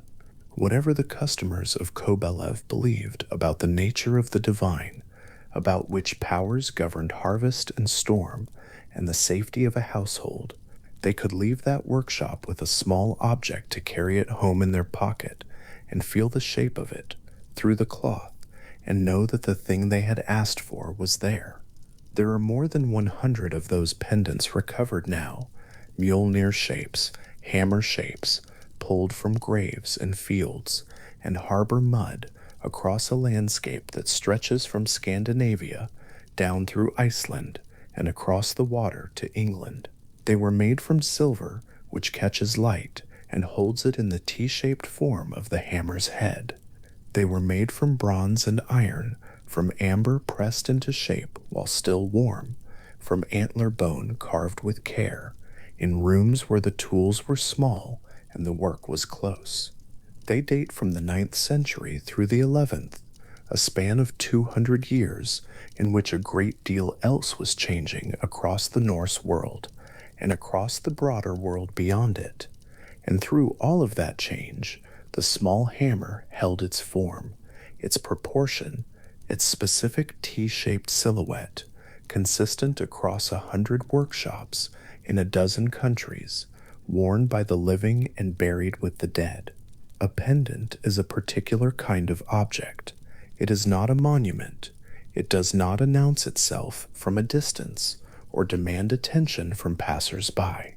It sits at the base of a throat or rests between the collarbone and the cloth, and it is there when nothing else is available, when the storm starts and the boat is already at sea, when the child is sick and the healer has not arrived, when the night comes down and the next morning feels uncertain. The pendant is the God-made portable. It is the weight of a belief carried in the most inconspicuous place a person has, worn against the warmth of the skin until the metal takes on that warmth and holds it, and the object and the body are no longer entirely separate things. The Mjolnir pendants found at burial sites offer a particular kind of stillness to look at. The silver has tarnished. The iron has rusted in places where the damp worked in across the centuries. The amber has clouded, but the shape remains, hammerhead wider than the handle blunt at the base, the whole thing oriented so that the head is up when the pendant hangs free, the way a real hammer does not sit, but the symbol insists on, so that what rests against the collarbone is always the head, always the heaviest part, always the part that bears the meaning. In excavation photographs, the pendants are laid on trays with other recovered objects, sometimes with the bones they were found near, sometimes with other small things that were placed in the burial deliberately: a comb, a knife, a set of needles, a small bronze dish. The Mjolnir sits among these objects as something chosen, something placed with intention, something understood to matter in a specific way that a comb or a knife did not, even though all of it was kept together at the end. Female burials across Norway, Sweden, Denmark, and Iceland have yielded a disproportionate number of these pendants, Mjolnir shapes recovered near or against the collarbone of women who had been buried with the care that suggests the burial was considered important, prepared by people who believed that what they placed in the earth with the body would travel with the body into whatever came after. The significance of that proportion is not entirely settled. What the pendants indicate most clearly is that the hammer's protective function was understood to extend beyond the threshold of this life, that the same object a person wore on a Tuesday morning walking to the market was also the right thing to carry through the liminal space, the Norse tradition described between the living world and what lay on the other side of it. The hammer did not change its meaning at the grave. It kept the meaning it had always had, and that meaning was held to be useful wherever the wearer was going. The rune stones that stand across Sweden and Norway and Denmark, weathered, upright, too heavy to move without considerable effort, carry Mjolnir symbols in the same period. These are large public objects, made to be seen from a distance, carved to commemorate the dead and speak their names into the landscape long after the people who knew them personally were gone. On some of these stones, carved in runes that still read across 1,000 years of weather, the phrase appears, "May Thor hallow these runes." The hammer symbol appears beside the inscription as a carved image, the same T-shape that sits on the pendants, but larger now, cut into granite or sandstone with tools that required strength and patience, meant to last. The hallowing is a specific act. It is not decoration. The runes are being placed under the hammer's protection in the same way a household is placed under the hammer's protection, in the same way a bride was placed under the hammer's protection at a wedding ceremony, in the same way the body in a burial was placed under it by the pendant laid at the collarbone. The gesture is consistent across different scales and different occasions. What Thor hallows is made right, made secure in its purpose, made to hold. On some runestones from the same period, the cross appears instead of the hammer, sometimes alongside the phrase, "May God and Saint Michael receive his soul," carved with the same formal intention, in the same landscape, for the same kind of person. The cross and the hammer stand in the same fields. They weather together. After 9 centuries in the same Nordic rain, they have taken on the same gray patina, the same depth of erosion in the carved lines, the same texture of something that has been outside for a very long time. They do not appear to be in argument with each other. They appear to be 2 different answers to the same question, present in the same landscape, because the landscape held people who needed different answers in the same years. The Kobylev mold is the clearest single image of what that period looked like from the workshop floor. A craftsman made both.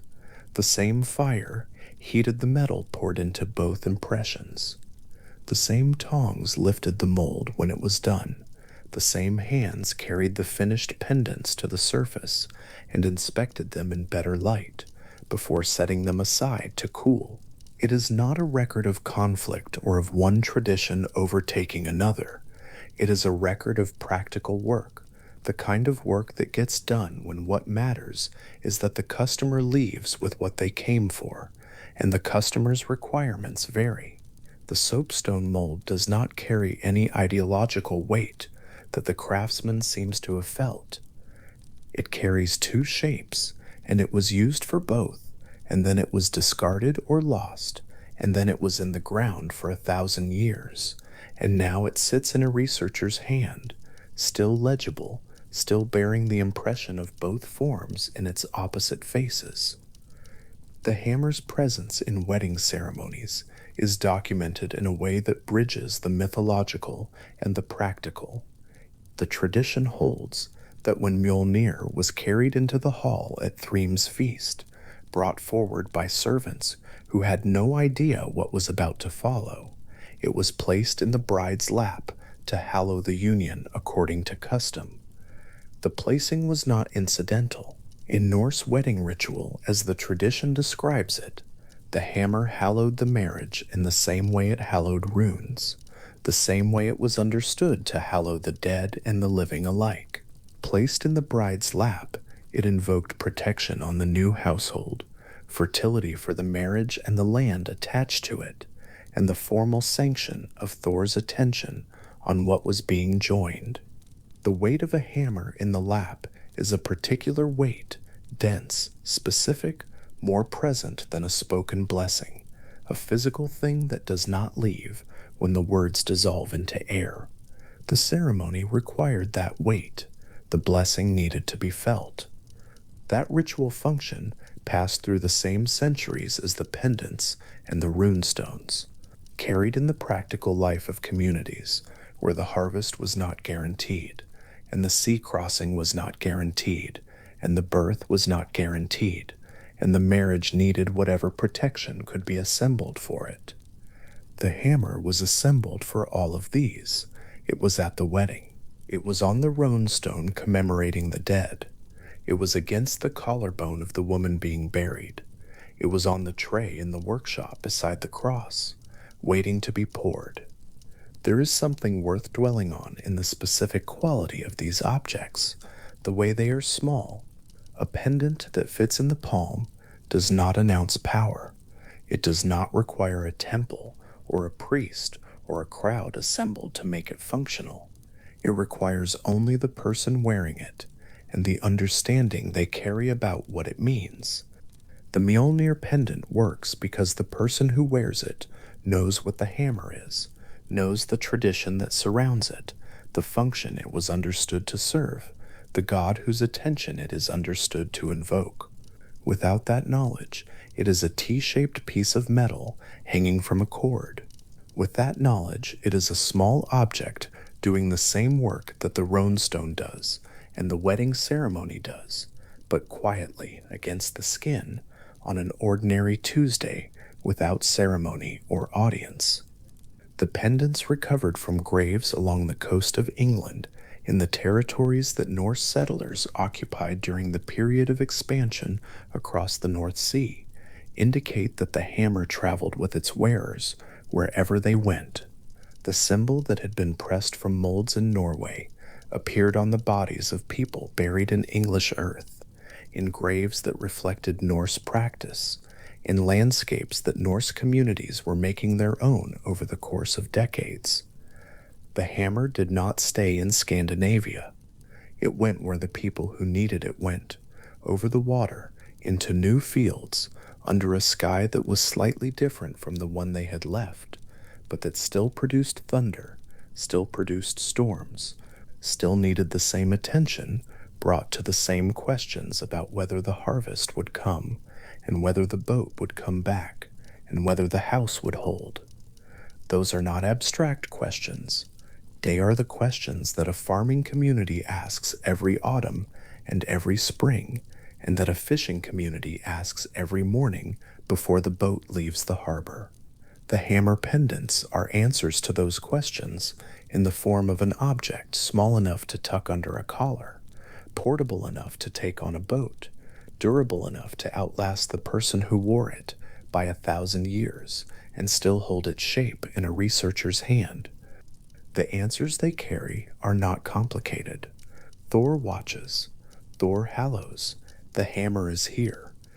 The storms are purposeful, and the rain that follows them is good, and the god who sends them is the son of the earth herself, and the small T-shaped thing at the throat is a reminder of all of that in a form that requires nothing from the person wearing it except to know what it is. The craftsmanship varies. Some of the recovered pendants are elaborate, cast in silver with incised line work that traces the hammer's outline with precision and care, the kind of work that takes time and costs money and is meant to be seen. Some of them are plain iron, hammered rather than cast, blunt and functional, and showing the marks of whatever tool shaped them. The difference in material and finish does not appear to correspond to a difference in intent. Both the silver pendant and the iron one were understood to do the same thing. The hammer's function was not contingent on the quality of the metal it was pressed from. It was contingent on being the hammer, on having the specific shape that the tradition had established as meaningful, the T-silhouette that was recognized across the Norse world, from Scandinavia to Iceland to the English settlements, recognizable enough that a craftsman in Lolland could press it into soapstone alongside a cross and know that both shapes would be immediately understood by whoever came to buy them. The amber pendants are different in texture from the metal ones. Amber is warm before it is ever worn. It holds heat in a way that metal does not, so that a new amber pendant feels as though it has already been carried. The surface of well-worked amber is smooth in a way that encourages handling, and the color of it yellow-orange in good light. Darkening toward brown in shadow is a particular color associated in Norse tradition with wealth and with the sea, since amber washes up along the beaches of the Baltic coast and was valued accordingly. An amber Mjolnir pendant is a piece of the coast worked into the shape of a hammer. It is a material associated with the sea, given the form of the god, who was also associated with the sea, who rode his chariot over storms that came off the water, whose rain fell into harbors as well as fields, whose protection was invoked by sailors as readily as by farmers. The material and the shape do not contradict each other. They arrive at the same point from different directions. The antler bone pendants are smaller still, carved rather than cast, the work of a knife and patience rather than fire and a mold. Antler takes carving well along the grain and resists it slightly across, so the person making an antler Mjolnir had to know the material well enough to find the grain and follow it into the hammer shape rather than forcing the shape onto uncooperative material. What survives shows that they found it. The small hammer shapes cut from antler are clean, recognizable, finished with enough care that the T silhouette is immediate. They are not as impressive as the silver ones. They are not less functional. A hammer is a hammer in bone, or silver, or iron, or amber, and the god the pendant invokes does not, so the tradition holds, require a particular material. He requires only that the person carrying the hammer knows who it belongs to. There is a runestone in Sweden, in the upland region, where many of the most visited runestones still stand, that carries the hammer symbol at its top, in a position that corresponds exactly to where a cross appears on Christianizing runestones of the same period and from the same region. The positioning is deliberate. The hammer at the top of a runestone does the same structural work that the cross at the top does.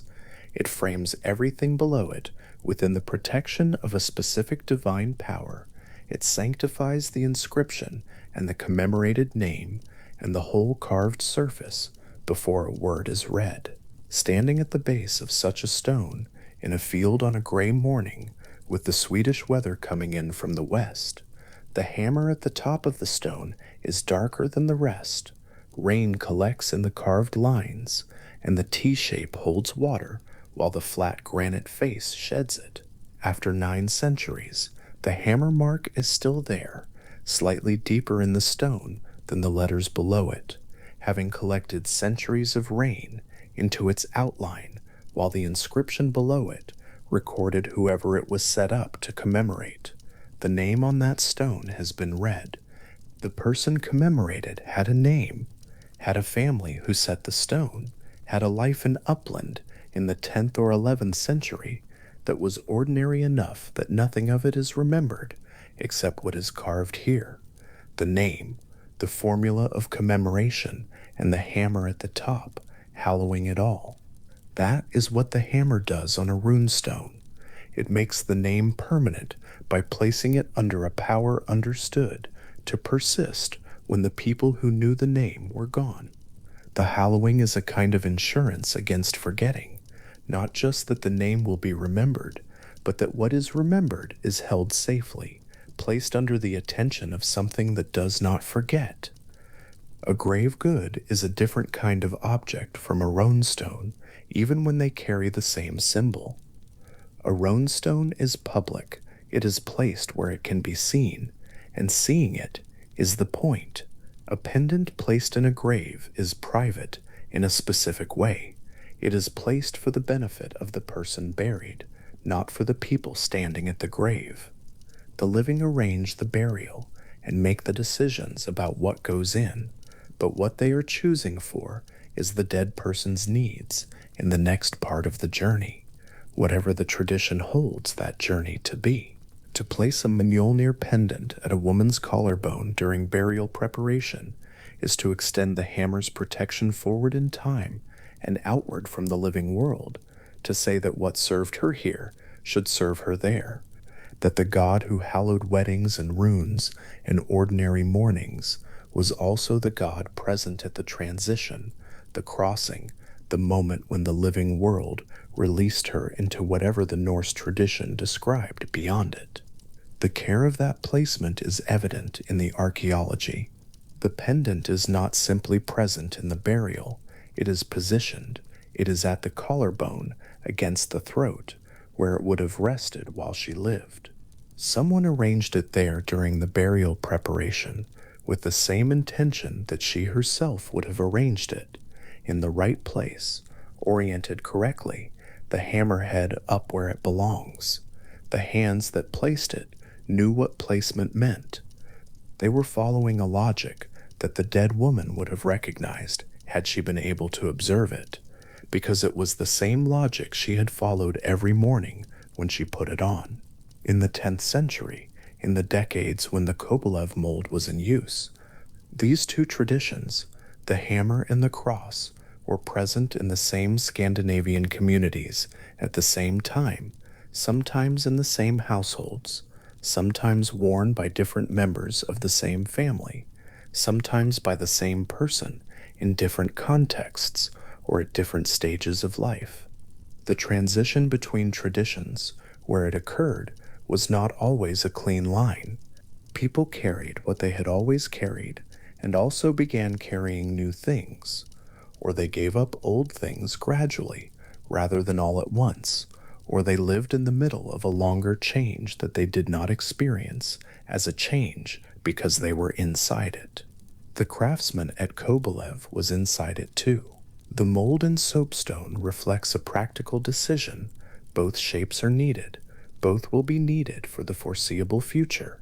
Both fit in the same stone. The stone holds them without contradiction. What the archaeological record preserves most clearly is not the theological debates that scholars have conducted around this period, but the objects themselves, the specific small things that specific people carried and wore and were buried with, the practical residue of what they believed on ordinary mornings when no one was writing anything down. The pendants are not evidence of what the great poets and skald tradition composed about Thor. They are evidence of what a farming woman in Iceland wore under her collar during the years when the fjord froze over early and the harvest was uncertain and the baby was sick and the winter was longer than anyone had remembered, a winter being. The hammer was what she had. She wore it and went about the work that needed doing. The pendants come in pairs sometimes, Mjolnir pairs, two identical small hammers recovered from the same grave or the same site, one perhaps worn and one perhaps kept, or both worn at once on the same cord. The repetition of the symbol, doubling whatever the single symbol carried. The doubling is not clarified by the record. It is simply present, two hammers instead of one, in the same burial, from the same hands. The logic of the doubling belongs to the person who arranged it, and that person is not available to explain it, and the record holds only the fact of two hammers lying in the same earth for the same number of centuries. They tarnished together. They were found together. Whatever reason placed them together is permanent now, in the way that the stone the upland hammer is carved into is permanent. The reason is gone, and the object remains. A silver pendant that has been in the earth for 1,000 years emerges tarnished to a dark gray that bears no obvious relationship to the brightness of new silver. Cleaned carefully, the surface reveals the detail of the casting, the slight ridge along the hammer's head where the mold's two halves met, the loop at the base through which the cord was threaded, sometimes a small stamped mark that indicates the workshop or the craftsman. The loop is worn, the cord passed through it tens of thousands of times over the years the pendant was worn, and the loop shows it, slightly thinner at the top where the cord ran, the silver there compressed by daily use across years and decades. The wearing of the object is recorded in the object. The use is embedded in the material. A loop worn thin by a cord means mornings beyond counting, means the pendant taken off at night and put on in the morning, means the habit of a life, the small daily gesture of putting the hammer back where it belongs. Mjolnir as an object of daily life, not a weapon, not a mythological abstraction, but a small piece of metal or bone or amber worn against the skin through every season, is what the pendants describe. The myths give the hammer its meaning. The stories build the context in which the symbol operates. The tradition explains why the T-shape is worth pressing into soapstone and wearing under a collar in all weathers. But the pendants are the evidence that the meaning was practical as well as mythological, that it lived in the daily life of people who were not poets or priests or kings, but farmers and sailors and weavers, and the people who mended fishing nets at the harbor in the early morning while the light was still pale off the water. There is a particular quality of attention that an object demands when it has been small and worn and ordinary in its time and has then survived its time by 10 centuries. The pendant is not grand. It was never meant to be grand. It was meant to be there at the throat, against the skin, in the right place. That it is still recognizable after 1,000 years in the ground is a kind of endurance that the person who wore it did not think about. Because why would they, on a Tuesday morning in the 10th century, putting on their pendant and going out to see what the day required? They put it on. They went out. The pendant did what pendants do, which is to be present and small and warm and there. It did not know it was going to outlast the person who wore it. Objects do not know anything, but the shape persists, and the shape carries the meaning, and the meaning is still legible to anyone who looks at a T-shaped piece of tarnished silver and knows what it is. By the middle of the 11th century, the Mjolnir pendant was less common in the archaeological record than it had been a century before, not absent present, but in smaller numbers, in fewer sites, with less regularity. Other symbols were taking on the work that the hammer had done in communities where other traditions had settled more completely. The mold at Kobylev was eventually discarded or lost. The workshops continued. The fire was the same fire. The hands were the same hands. What the mold pressed changed, and the hammer impression in the soapstone went into the ground, and the ground held it, and 1,000 years later it came out again, still bearing both shapes, still showing the cross on one face and the hammer on the other, still small enough to hold without effort, still exactly the size of the decision that the craftsman made when he cut both impressions into the same stone. On an ordinary morning, in the first light before the sun is fully above the edge of the hills, in a Norse settlement, somewhere along a coast that still holds its shape after 1,000 years of weather and water, and the patient rearrangement of its stones, a person steps out of a doorway and pauses for a moment in the cool air. The settlement is not yet fully awake. The harbor is quiet. The fields at the edge of the settlement are silver with dew, and the light on them is pale and even.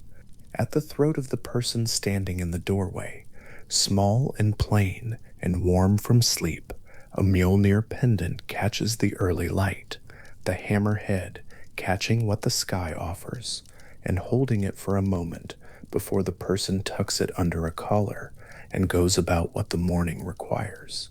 The pendant settles back against the skin. The warmth returns to it quickly. The morning is ordinary. The hammer is there. The god it belongs to is somewhere overhead in the particular gray of a Norse autumn sky. and the rain that follows the thunder will be good for the fields, and the fields belong to the earth, and the earth is what it has always been, old and wide, and the mother of everything that has ever stood on it, including the person walking away from the doorway now, through the dew-wet grass, into the quiet and the particular morning light. The hammer at the throat, the day beginning in the ordinary way that days begin, when everything that is needed is for the moment in its place. The fishing line runs straight down from Thor's fists into water so dark it has no visible bottom, and the line is still. Hymir's boat sits low in the water somewhere far from any coast. The gray morning gathered thick around the hull, the surface of the ocean barely moving. Thor had fashioned the bait himself, the head of Hymir's finest ox, the largest animal the giant owned, cut clean from the neck and threaded onto the hook without ceremony or hesitation. The hook had gone down through the dark water and kept going. The line had gone taut and then slack and then taut again as the bait found the currents far below. Now it hangs still, connected to the cold depth, waiting. Hymir sits at the other end of the boat and says nothing. This is the Northern Ocean, as the Norse tradition understood it, not a boundary but a container, the great sea that encircles Midgard, the world of human life, pressing in on all sides. Somewhere in the deepest water, below the place where light reaches, and below the place where any named creature lives, the world serpent lies coiled. In the Norse account, the serpent is called Jormungandr, the immense, the middle child of Loki, and the giantess Angrboda, thrown into the ocean, encircling Midgard by Odin himself, when the child was still young, left to grow in the dark water until it had grown so large that its own tail rested in its mouth, its body completing the circle of the world. The ocean holds the serpent holds the ocean.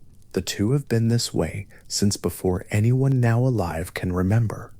Thor feels the line move. It does not move the way the line moved when the bait was settling, or the way it moved when a current caught it somewhere mid-depth and nudged it sideways. It moves with intention, with the particular unhurried resistance of something very large becoming aware that something else has arrived at the edge of its attention and beginning, slowly, to turn toward it. Thor braces both feet against the hull of the boat and pulls. What the Prose Edda records of this moment is specific and strange and worth sitting with.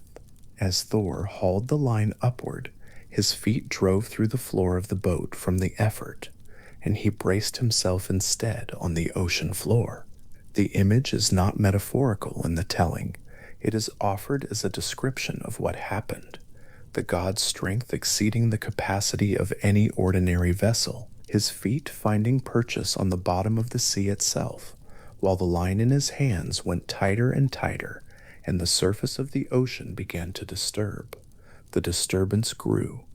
A shape began to rise from beneath the gray water, vast and slow and coiled, and the morning light caught the surface of its scales before Jormungandr's head broke the surface and hung there in the cold air above the ocean. Thor reached for Mjolnir. Hymir watched from the stern of the boat, and the account in the Prose Edda records that the giant was afraid. This is worth noting, not as a judgment on Hymir, but as a measure of what was happening.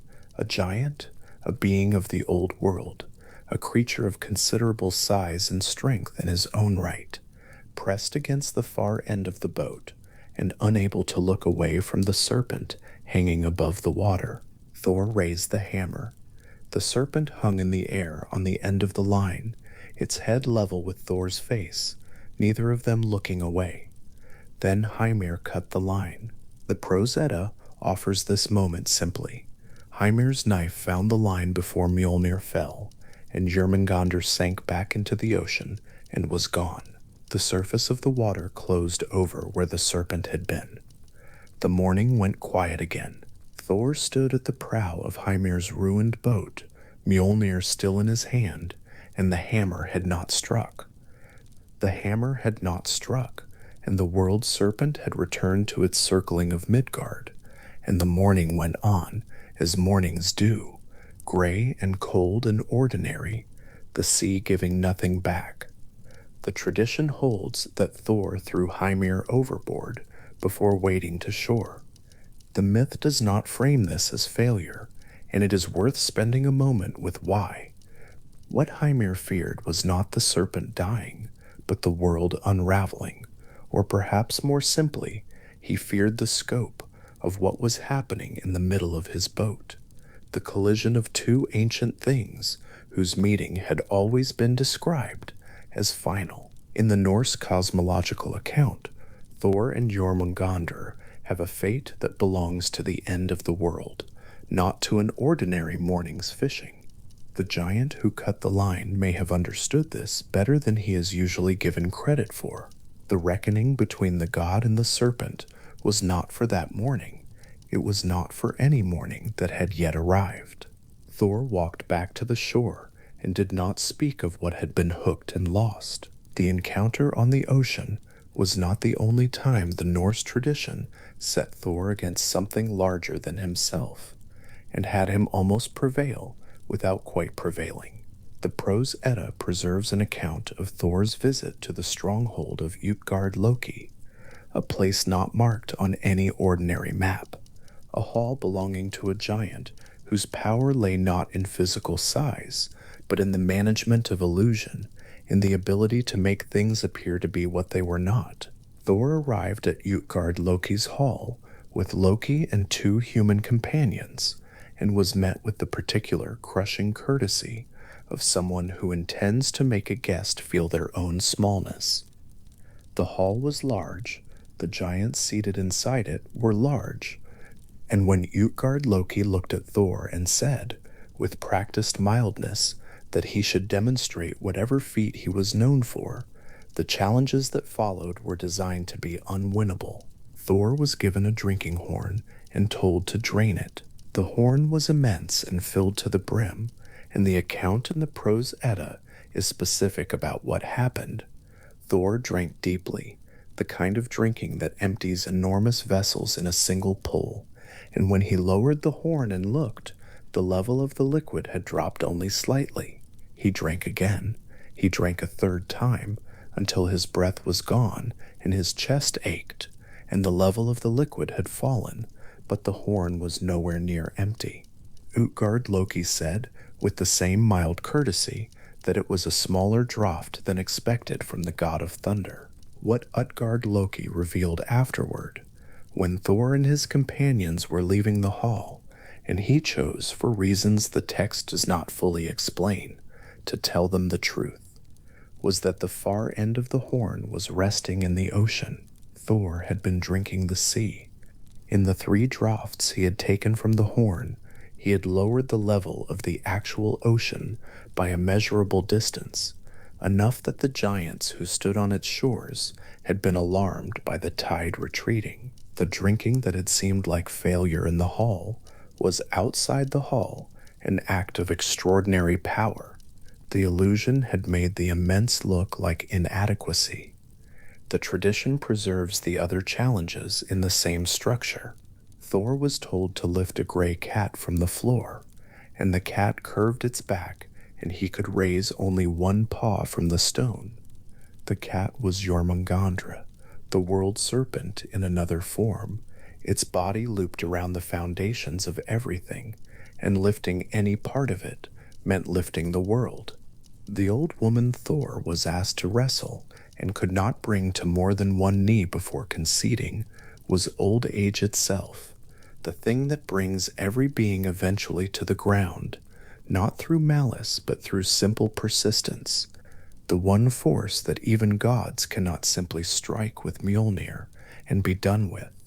Utgard Loki told Thor all of this at the gate of the hall, in the gray morning light, before Thor had fully understood that the night was ending.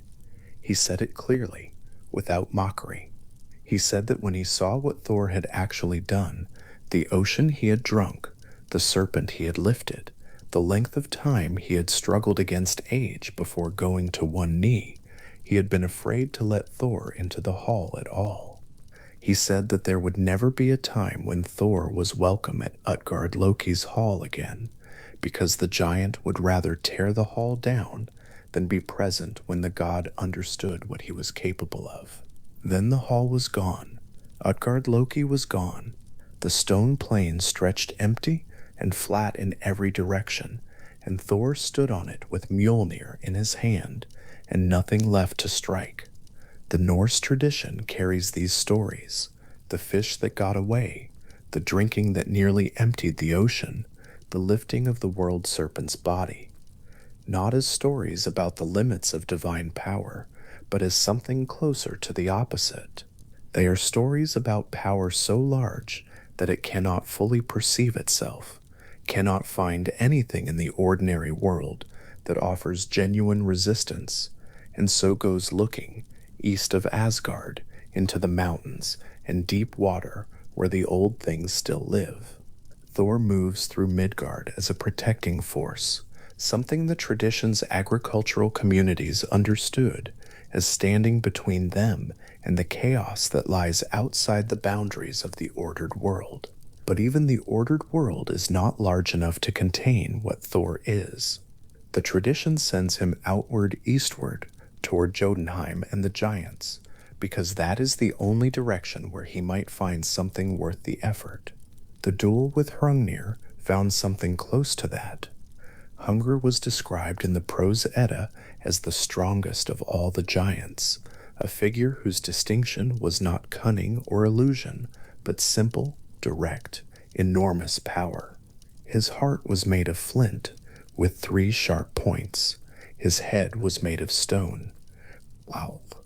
His shield was made of stone, and he rested it point down against the earth, in the manner of a warrior who expects to exchange blows, and is prepared for the first one to land. His weapon was a whetstone, not a sword, not a club, but a massive grinding stone, the kind used to sharpen blades, hurled in the manner that the giant's stone-made body and stone-made thinking seemed to prefer: direct, heavy, inevitable. The challenge had come from a quarrel that began, as several of the giant quarrels do, with Odin. Hrungnir had ridden into Asgard on his horse Gullfalshi, and drunk too much, and said things he perhaps should not have said, and Thor had arrived to find a giant in the feasting hall, threatening the goddesses, and the situation requiring resolution. Hrungnir had enough dignity, or enough presence of mind, to acknowledge that he was unarmed, and the killing of an unarmed guest would be without honor, and so a formal duel was arranged at a place called Griotunigardar, which the tradition understands as a location on the border between worlds. Thor came to the duel without the usual companion. He came with a young attendant named Thjalfi, who ran ahead to tell Hrungnir that Thor was coming underground, and Hrungnir should hold his shield down rather than up. Hrungnir moved the shield to the ground and stood on it. Then Thor arrived in the thunder of his chariot, in the visible, loud, specific way that Thor always arrives, and the two threw their weapons at the same moment. The whetstone struck Mjolnir in mid-air. The stone shattered into pieces. Mjolnir continued and struck Hrungnir in the head, and Hrungnir fell, and one of his legs came down across Thor's neck and pinned him to the ground as the giant died. This is a characteristic moment in the Norse mythological tradition, not the clean victory, but the victory with a weight across the neck. The rest of the gods and all of Thor's servants could not shift Hrungnir's leg from where it lay across Thor's throat, until his young son Magni, 3 nights old according to the Prose Edda, simply lifted the giant's foot and set Thor free. Thor was unhurt, or nearly so. One of the fragments of the whetstone had struck him in the skull before Mjolnir arrived, and the fragment had lodged in the bone. The fragment is still there. In the account preserved in the Prose Edda, a seeress called Groa was summoned to sing healing charms over the stone. Groa sat beside Thor and began her work, and the charms were working. Thor could feel the stone loosening, the bone slowly releasing its grip on the fragment, the path back toward wholeness beginning to open. Then, Thor, wanting to give Groa something in return for her kindness, told her that her husband Ervindil was coming home, that Thor had carried him in a basket across the frozen rivers of Jotunheim, and Ervindil's toe had frozen, and Thor had broken it off and thrown it into the sky, where it remains as a star, and the rest of the man would be home soon. Grua was so overcome with joy at this news that she forgot the words of the charm. The song dissolved. The fragment of whetstone stopped where it was, not fully loosened, not fully released, seated in Thor's skull, for every journey afterward, for every swing of the hammer, for every winter that followed that particular winter. The Prose Edda notes that this is why whetstone fragments should never be swept across the floor, because when they move sideways, the fragment in Thor's head shifts, and the god is disturbed. The prohibition carries the detail of the myth into everyday life in the way that myths do. The specific bodily wound of the god becomes a specific behavioral caution for the living, something to remember when sweeping out the longhouse, a small act of consideration for a being who carries the permanent mark of his own service. Every giant slain after Hrungnir, Thor killed with a piece of whetstone lodged in his skull. Every morning that arrived over Midgard arrived with the fragment still there. The tradition does not dwell on this. It does not ask the god to reflect on it, or mourn the seer's distraction, or search for another healer. The fragment simply remains, noted and then moved past, part of the specific body of the god of thunder, the way the short handle of the hammer is part of the hammer. The imperfect thing still does its work. There is a particular quality to the Norse mythological tradition that reveals itself in these accumulated details: the fishing line cut before the hammer swings, the drinking horn connected to the sea, the stone that will not come free from the skull. It is not pessimism. It is not tragedy in the Greek sense with its structure of hubris and consequence, its moral architecture, its expectation that suffering illuminates the flaw. The Norse tradition is working with something different. It builds toward an ending that was foreseen before the beginning, that the gods knew was coming and made no sustained effort to prevent, and the tone surrounding that knowledge, in the oldest sources, is not grief or rage, but a kind of enormous, patient clarity. The word used in the tradition for this quality is sometimes rendered in English as fate or doom, but those translations carry the wrong weight. The word implies something bleak, something fallen into, a trap closing. What the Norse sources suggest is less like a trap and more like a shape that the world has always had, visible from far enough away, requiring only the willingness to look at it clearly and keep moving in the direction the shape requires. Odin knew how the world would end. The Norns, the three beings at the roots of Yggdrasil, who spin and cut the threads of fate, had made the shape of things before the gods were fully assembled. The gods lived with the knowledge of Ragnarök, the way that living things live with the knowledge of winter, not ignorant of it, not pretending it will not come, but warm and active and fully present in the seasons that precede it.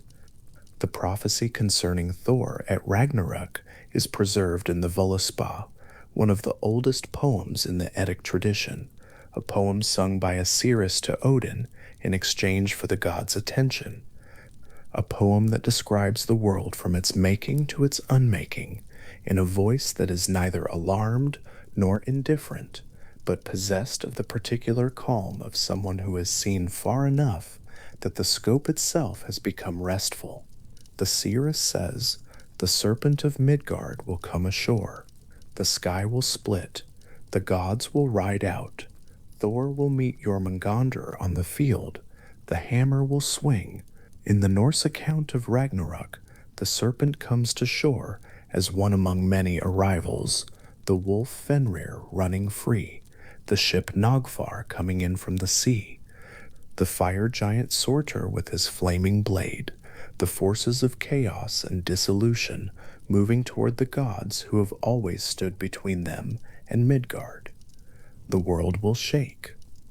Yggdrasil itself, the great ash tree whose roots and branches hold the 9 worlds together, will tremble in its roots. The oldest things will be in motion. Thor will go to meet Jormungandr. The Völuspá describes this meeting in lines that have the quality of something stated rather than dramatized, not because the poets lacked skill, but because the meeting has been known for so long that the manner of it has taken on the quality of a fact rather than an event. Thor will kill the serpent will die on the field. Thor will take 9 steps backward through the venom that the dying serpent releases into the air, the poison that no armor covers and no charm deflects, the final gift of the creature that has circled Midgard since before any human community had a name. 9 steps, then Thor will fall. The tradition is specific about the 9 steps in the way that the tradition is often specific about numbers.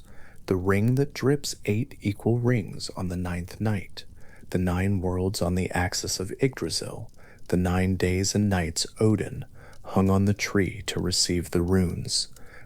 9, in the Norse numerical imagination, is a number of completion, of things carried through to their full count. Thor walks 9 steps away from the serpent's body, and then his full count is reached.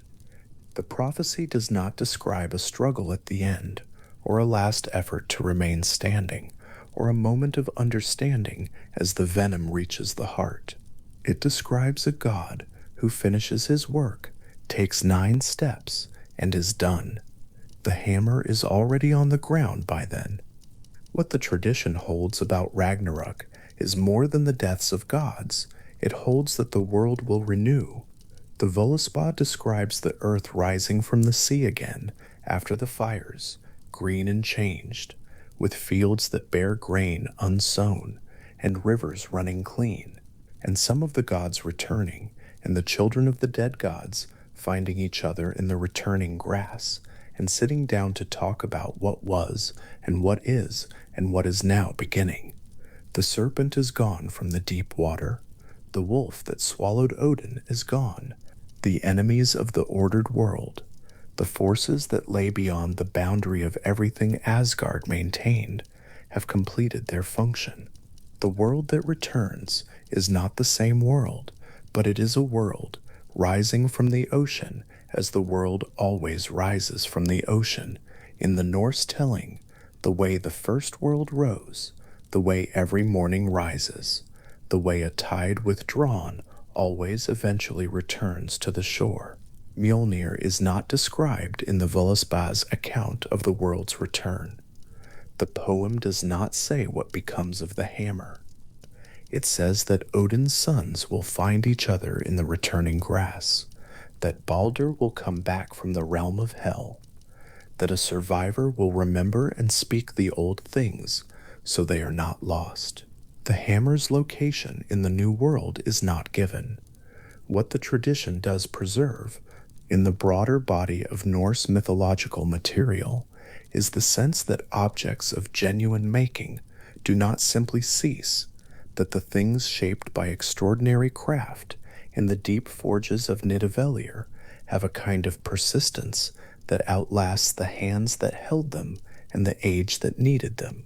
The handle worn smooth from use, the head still warm from the last blow. The short handle slightly wrong, exactly as it was made, and never corrected, sitting somewhere in the new grass of the world after Ragnarok as the sunlight falls on it and the rivers run clean, and the grass grows over everything that was lost. There is something the Norse tradition preserved about Thor that is worth resting in before the story releases its final images and quiets. Thor was not, in the oldest sources, a remote god.